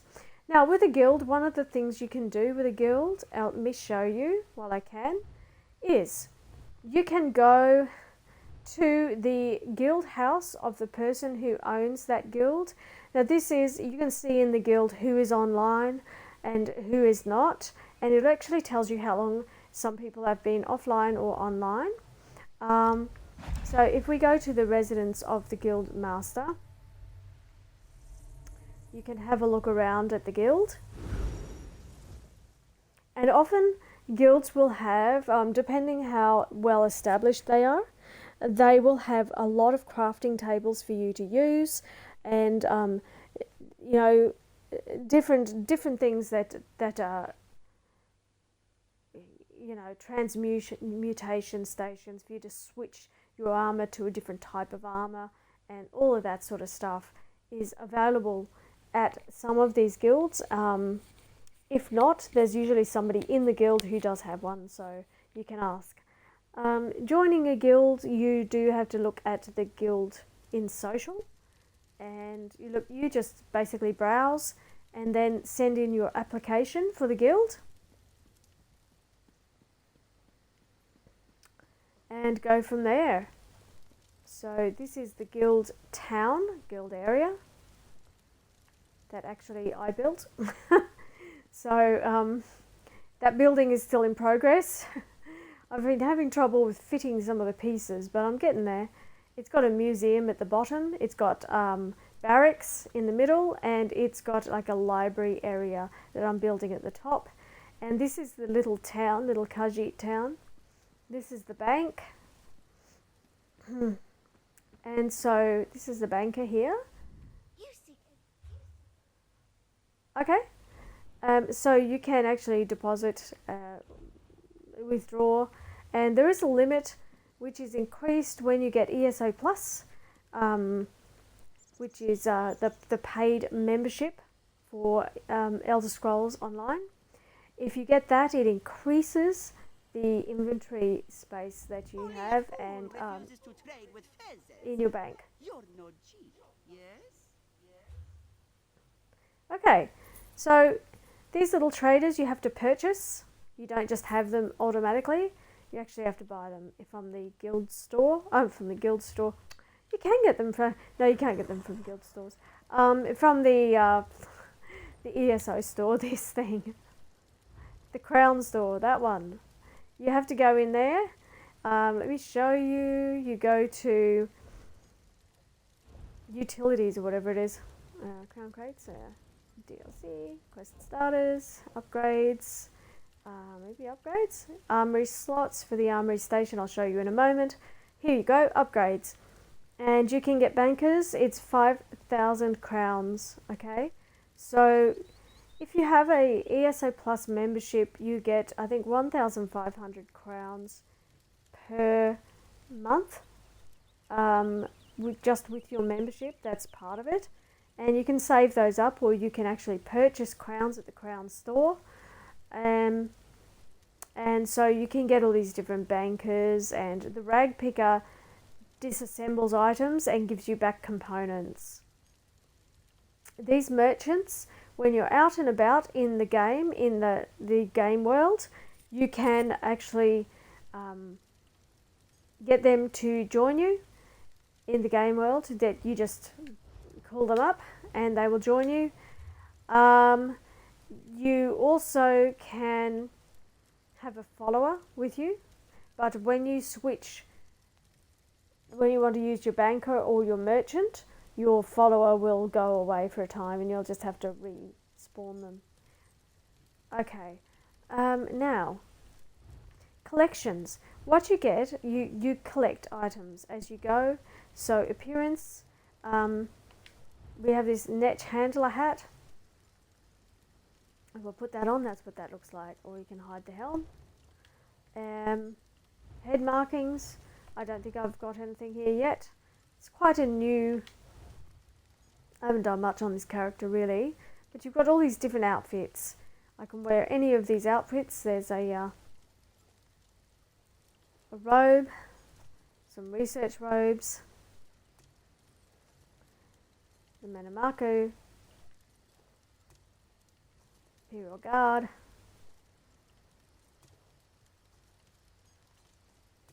So these are the ones I've got so far. You get them as you level up and as you complete quests. Okay.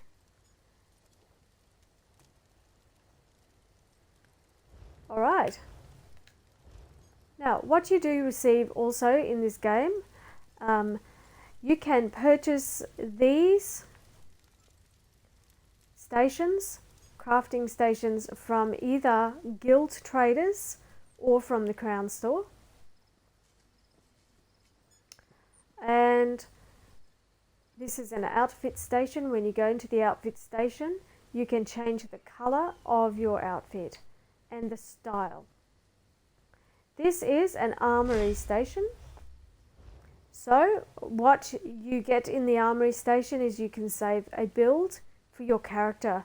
So you can have a character that is built as a damager and also as a tank, as a separate build, and all you do is come here and between quests, you want to go out and do work as a damager in the world, you just go and click on your build, it will equip everything for you, and if you want to go as a healer, then you equip your healer build, and so on.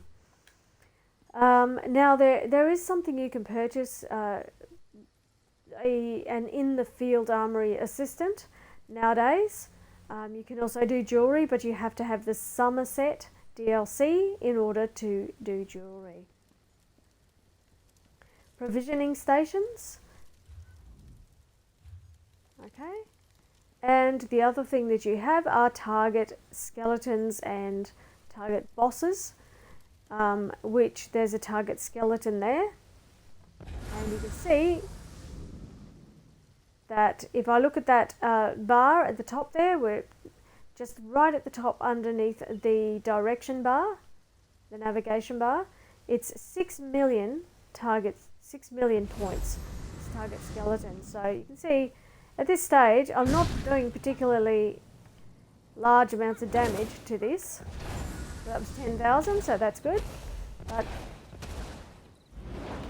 I suppose I can try everything that I've got. And what you can do is you can just keep doing this until you find a combination that actually really works for you. I didn't need to do that twice. I mean, if I do that as well, you can see that that is now doing that extra little bit of damage on a regular basis. So you can see how much damage each thing does by actually using it. Alright. So that's what a target skeleton is all about. There are special crafting areas as well, special crafting benches in the game world. Alright, so I can't use these at the moment because I'm in active combat, so I have to wait for that to finish. When the bar goes, I think yellow, yeah, I should be able to go to it now. There we go. Okay. So this has a special, this has special abilities. If I go to this here, a new character doesn't have the capability just yet, but you'll see that I can breathe fire to enemies in front of me for 1,578 flame damage every 4 seconds when I block, I think. Okay, so I have to be wearing 5 items in this armor set in order for that last thing to be active. And that's a theme you'll find in this game if you've never played it, that with armor sets, that there will be several things you have to wear several pieces in order for it to actually be useful, beyond just giving you, health or stamina or something.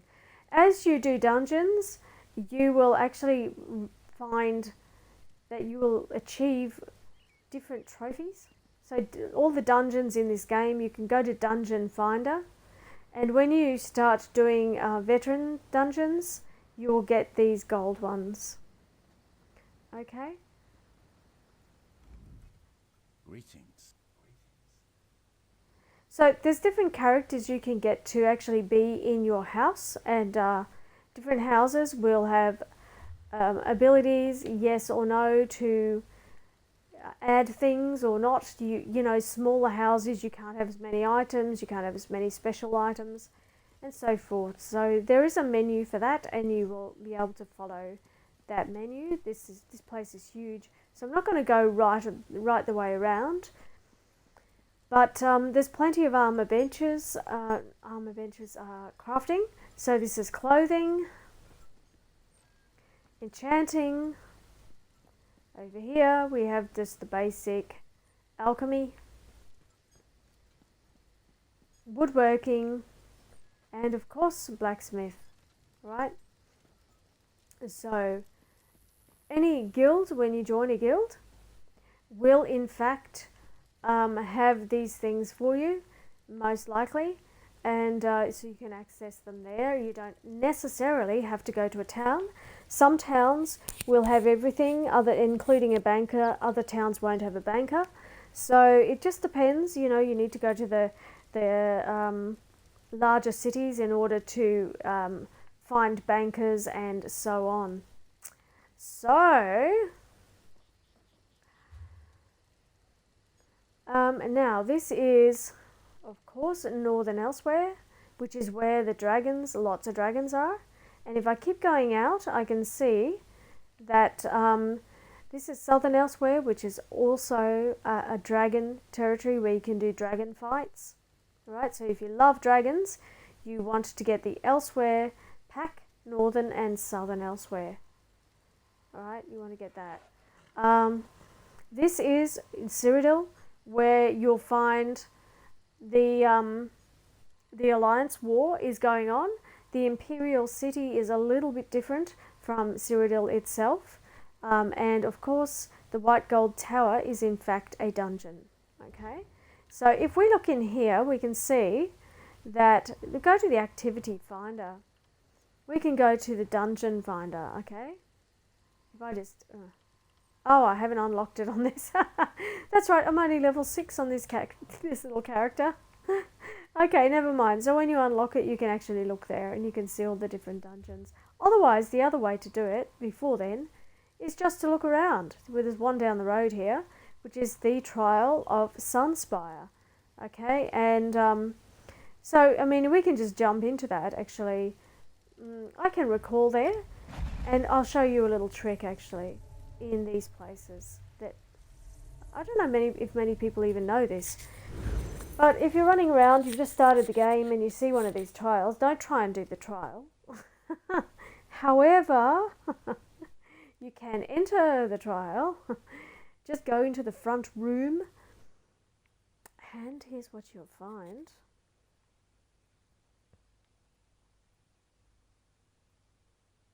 I hope it's not going to put me in a queue. So there's no way I'm ready to do a trial. So when you get into the front room, when you come in, there is we just go into the More first faithful person. answer the roar of the first cat. Come, come, welcome. Okay, fire to cook for provisioning, make yourself some meals or whatever, and you've got a merchant. You can repair your gear, why not? And you can sell items, do whatever it is you've got to do, right? So you also have all of your crafting stations. So if you're running out and about in the world and you are close to a trial, you need to get to a crafting station, break down some gear and whatever, then jump into the trial and you can collect some stuff too. Look at that. I can just take that. I can talk to this person. From the Mystic, you can get soul gems, empty soul gems. If you've run out in your early game, there you go. Available to you.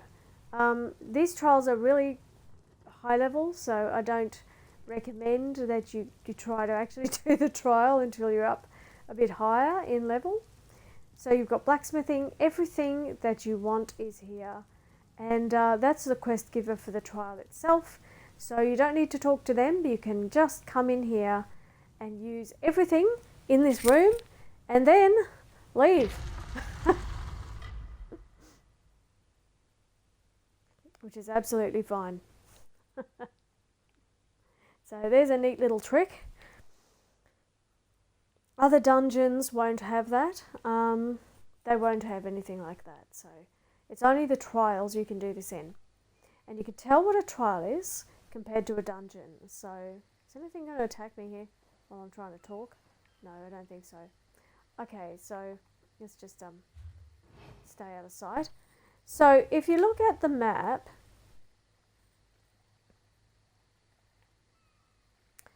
these things here, can I get closer without it going all the way? Okay, now that is a dungeon. That is a trial, so it's slightly different shape, all right? So if I come out of there and go to another area, I don't know what because this character's only level 6, I haven't actually done very much on it yet. Yeah, did I go there? Huh. So I've got a house there. Okay, and those are houses, by the way. These little icons. You can actually just go there and have a look at the place itself. We can just go there now and have a look. Why not? So you can travel around. The housing is a big part of this game. It's a very popular part of this game. So you can just go and jump in and have a look at the houses that you can potentially buy, and then find something that you like and purchase it. Right? You can purchase, some of them are only available in the crown store with crowns. Other ones you can actually purchase with in-game gold that you do earn and earn through trading. Okay, so this is the house.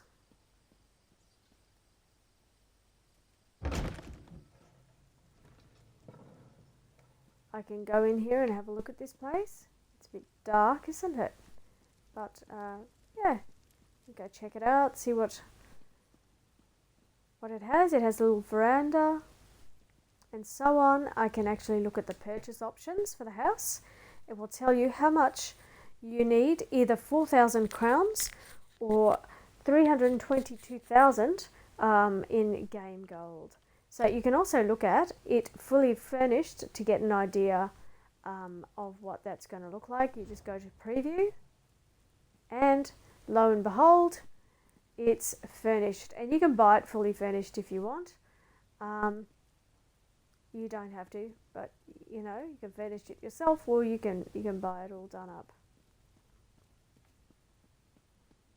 I'm not sure what they would have done outside, but so that, you know, you can go to every single house and just do a tour of houses if you want. That's up to you. Up to you what you choose. Yeah, they've put a well. There's a well here. Okay. Alright, so and to get out you just go there.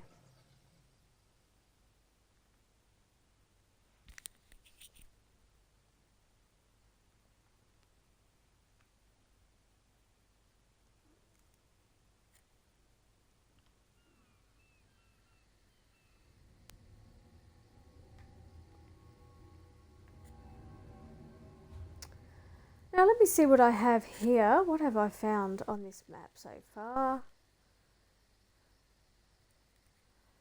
Alright, so places of interest will have the eye. Special areas will have this little icon. There we go. So they've all these things have different icons. Now if you see that, that is a sky shard. Okay. I have to actually get into this quest here. I don't want to do this quest yet. There's a quest in there in order to get that, I think. So I've got to find something there. So when you see a circle like that, that's a place you've got to go to acquire an item usually, or meet a person. What else can I show you here? Again, there's a house you can purchase in this area, just there, Moonmirth House. And you can see where we are. This is the Somerset Isle, and over here is High Isle.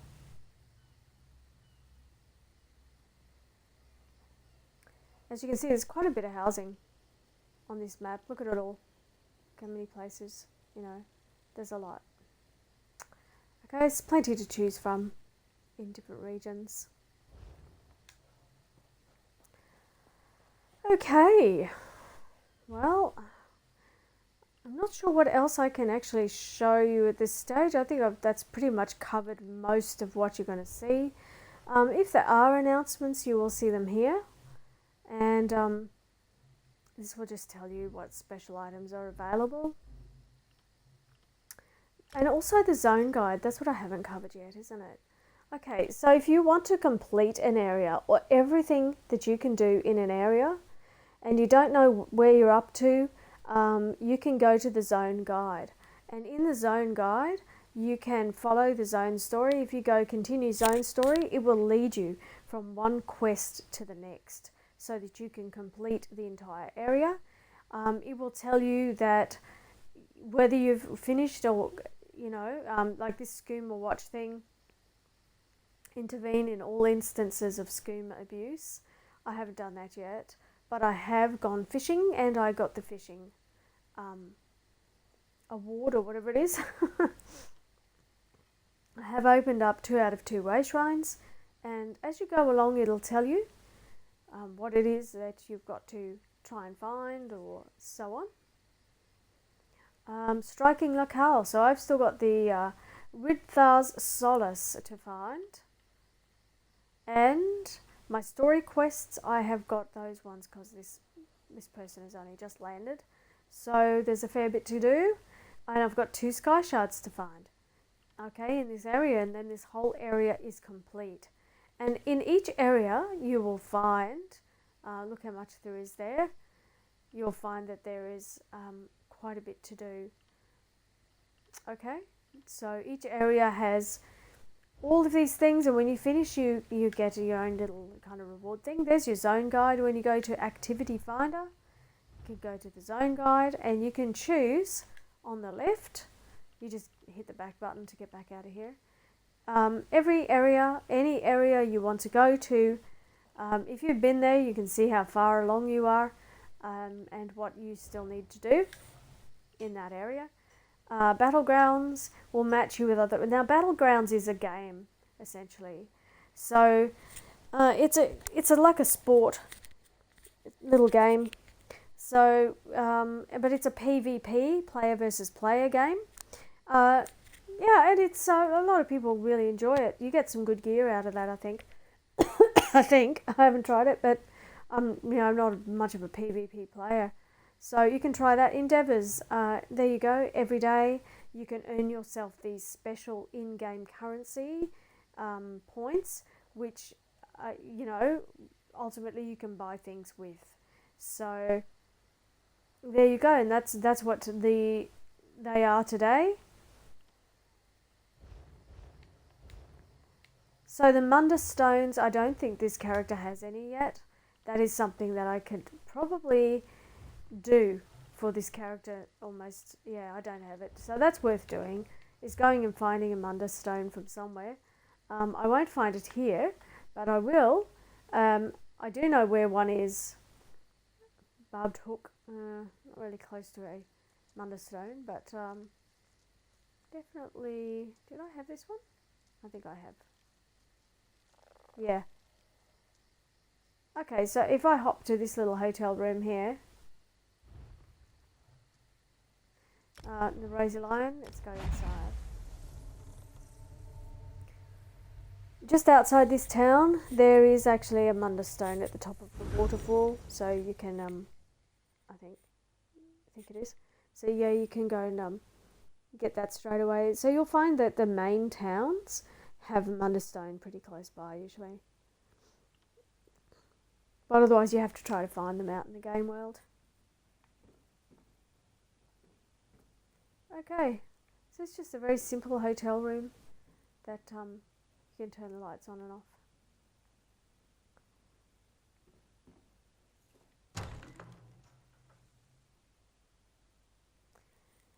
And this region, of course, is the Daggerfall region.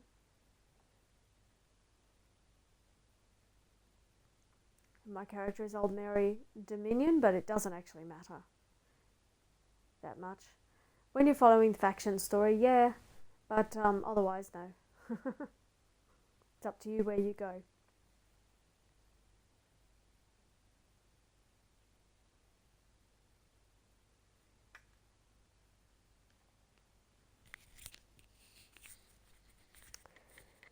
Okay, taking a little while to open up.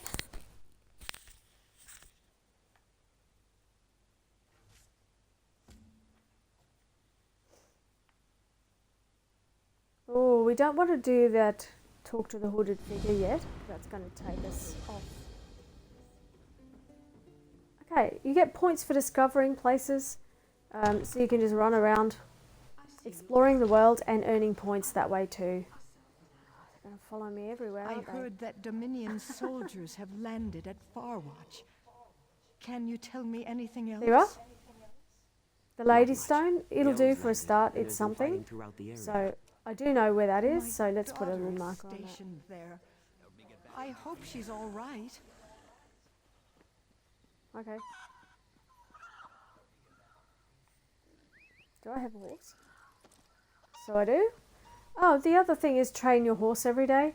So, where's the stable around here? It's, did I go past it? No, it's up here somewhere.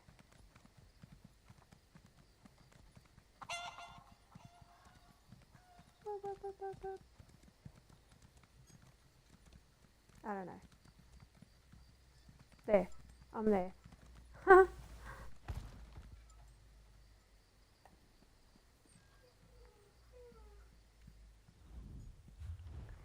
So you go in and as you can see, you've got a trainer to improve your horse.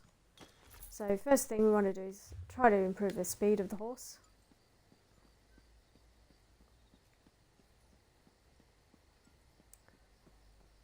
And we're going to head out the other way. And just go up to the Munda Stone. Now this is a crafting area in a town. The Watch is looking Okay. into a series of murders, and they don't want you. I'm going to just rush through here because I don't want any problems with music, so where am I going? Not sure which exit I want to take. And where am I? Behind me. Like this way.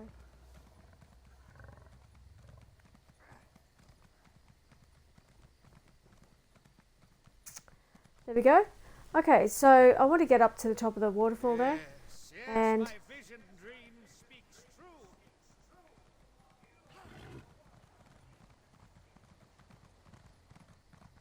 there's quests everywhere, by the way. You can get overwhelmed. you can get overwhelmed so fast in this game with the quests. So just stick to your objective.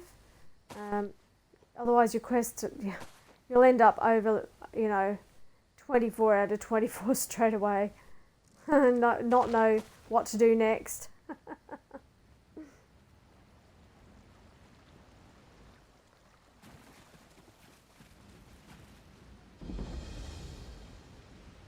we go.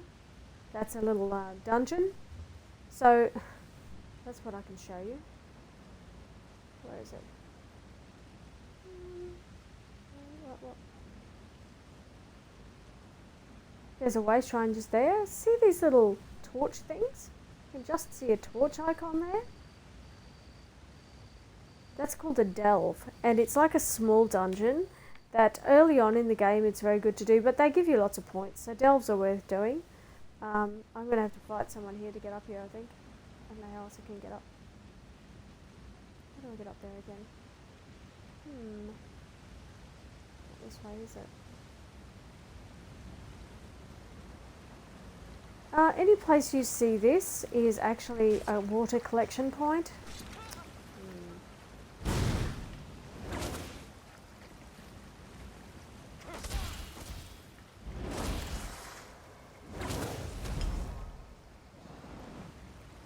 So that's a water collection point right there.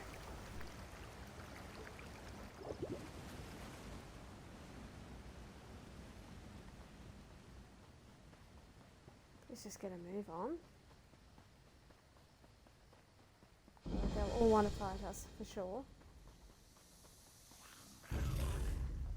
Yeah, look at them all. We just keep running.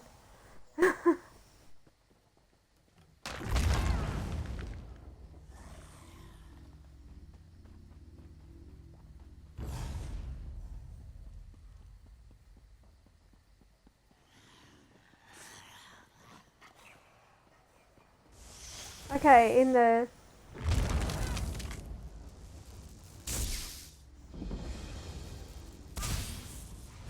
There we go. We've now discovered that.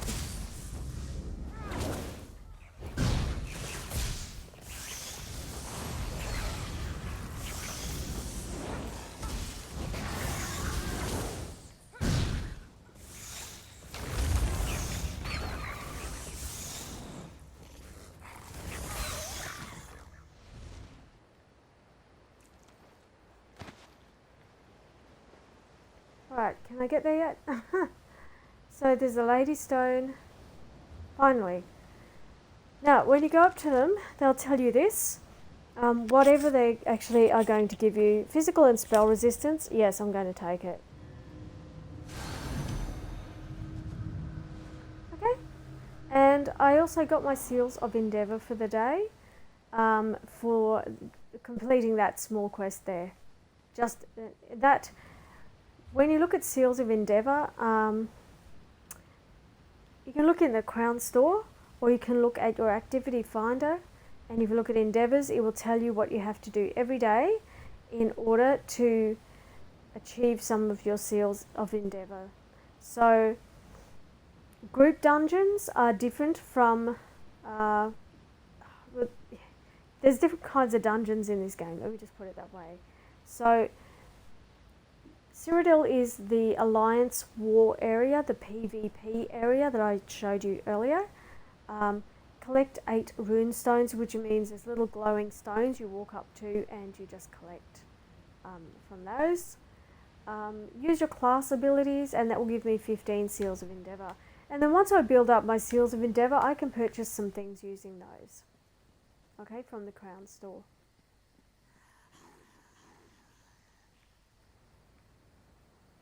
Enemies everywhere, which is a good thing. We want enemies, and the reason we want enemies is because we earn points for enemies. So they're particularly good. Now, can I get up here? I don't remember where this thing is. Yes, there is, in fact.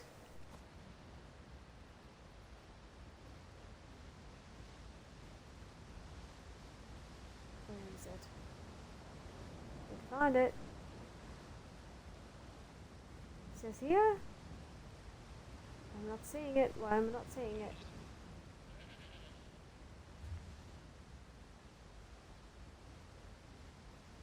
Oh, there we go. Okay, so we've got to go over here.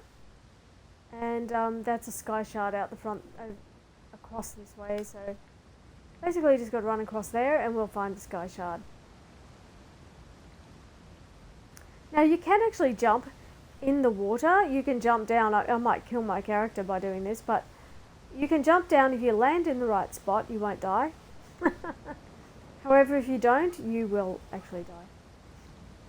So you've got to actually land in the water, in the deeper part of the water, and then you can jump as far as you like and you won't die. Okay, so that's just shown you a little bit of the world, and of course we've come across a few areas. This is an area with a quest, and this is too where we are, the Balborn Rock. That is a way shrine, and there are right throughout the world. There are way shrines everywhere in the world. Now, if you're looking at the map, to open your zone guide, you just hold the X button down, and it will come up for you like this. And then you can see, okay, I've got 12 way shrines to find. All right, an absolute stack of them. I've got 24 story quests in this area, and I've got. Okay, clear all 6 caves in go. So I've got a few, I've only got 2 to go. So I've actually done a few of them, a few of the delves. Points of interest, I haven't. Public dungeon, that's a different kind of dungeon again. So there's several types of dungeons. I've actually done 3 of the bosses, so I've got 3 to go on here. And this character isn't. Okay, well this character's done a few things, in fact, at only level 6. So I've actually been here and run around for a little bit. I didn't think I had, but who knows, apparently. There you go. So, yeah.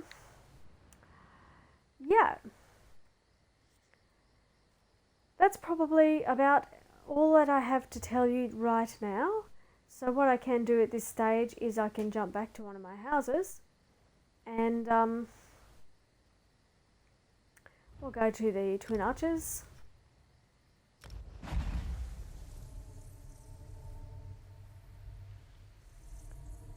The best way to learn about this game, of course, is just to start. It's free on Game Pass. You can actually just have a go at it and see if you even like it. There's so much customization in this game. You would really be able to create almost any kind of character that you want to create. So it doesn't have guns, it has archery. So that's the thing though, it's not a shooter in the sense of, I mean, you shoot with you saw me like shooting with this, right? So if you've got a flame staff or any kind of staff, you can just do light attack. Flame staff has a heavy attack, and so does the ice staff, where you hold and then release. This is a restoration staff, however, so it's going to give me a restoration capability, but still does do damage. So with that, the best thing is to actually get into the game and give it a go, and see if you like it, and then from there. You can make up to 8 characters, I think it is, and you can customize your house with all sorts of things. You can create paths for animals or people to walk along. So I've created this path for my horse to just wander around and then come back where he's got his water container and all that stuff. And I can browse, and it will tell you if you go across it in settings, look to the right where it says house information on the right of the screen, and it will tell you how much you can have of each thing in your home, in your house, or the area that you have, whether you buy a piece of land or you buy a house, whether you have visitors. at your place or not, who's there, what is anyone being banned. You've got all these capabilities. Don't worry about that. You can just like take, if I wanted to take some trees away or take all the lighting out, it's just an easy way for me to do that. So this is stuff you can actually buy. So if I go to services, it tells me I can have an armory assistant. I can buy these for crowns. These are all the bankers and everything I showed you earlier. You can actually access all this. Here's all your stations. The armory station is free, so do get that. Make sure you open that up, get that in your place, and start making good use of it. So you've got all these different stations that you can get. If you have anything on you at all, then any furniture, then in your bank or on your person, then you can place that furniture using the place command. Okay, so let me come out of there. So there we go. That is the ESO housing and what we can do with ESO housing. Build all kinds of crazy things. You can build a loft up the top there with a staircase. I've actually done that in one of the houses that I have. There's just so much that you can actually do. It really is a lot of fun. But you can also end up spending a lot of real world gold. So I do suggest trying to use your in-game gold as much as possible and your crafting skills, gathering materials and making things for yourself. Okay, but with that I'm going to just leave off, and I hope that this is given you as much information as possible. For me, I have been playing a lot of State of Decay, 7 Days to Die, and a variety of other games lately, even House Flipper. And so I haven't been in this game for a little while, but I did want to show you just, how much there is in this game. There's so many regions to explore. It's absolutely enormous. And there's hours and hours of fun for you or family. With parental permission, I believe you can have your kids on here too, as long as they are being managed. So yeah, do look into that. And I know that it's a game that all people can play. You can play it at an easier level, as in just doing PvP, PvE, or you can go hardcore and you can go into the battle zones. So it's up to you, what you do. You can play as different types of characters. If you don't like combat, you can always opt to be a healer or a support character of some description. So being more in the background and work with a group. Anyway, all the best, and thank you for joining me tonight, everyone who has been here. And Satya, if you listen to the end of this, I will see if I can actually connect with you. So yeah, thanks for jumping in and having a quick chat. So yeah, definitely the champion point system is something on its own, and there are so many different ways to build characters, just so many, that you've got to just figure out what you like, what you want to try and achieve, and what kind of character you want to have, and build it in that way. So then look for that specific information that backs you up, so you can get ahead by seeing what somebody else has discovered. But often things are changed in this game, like the capabilities of different armor sets, different racial capabilities, and so there's been so many adjustments. You've got to try to keep up with it though, and the best way to keep up with it is just to read it, and that is how you go into your character, and you can have a look at all the different things about your character. You can actually look at, when you go to skills, you can have a look at your racial skills. So much Khajiit racial skills are these. Medium armor skill line. I can become a pickpocket if I like. Not really my ball game, but there you go. If do you like the Thieves Guild, then that's your thing, right? So robustness, so it gives me this bonus, and as I put points in, I will also gain health, stamina, and magicka, and critical damage and critical healing, and detection radius is reduced. So yeah, that's what you get for being Khajiit. And each of the races has their own special skills. Okay? So, with that, as I said, I am going to head off now, and I shall see you back on Monday for some State of Decay, of course. And I hope you are having a wonderful time where you are and staying safe and healthy. See you Monday at 8:30 Australian Eastern Standard Time for State of Decay. And yeah, definitely have a go at this game. It's free on Game Pass. It's quite a large download, but it is a very enjoyable game. And there's just a lot you can do. You can run around with your friends. It's great. It's really, really good. So, thank you, and bye for now. I shall catch you next week. Enjoy.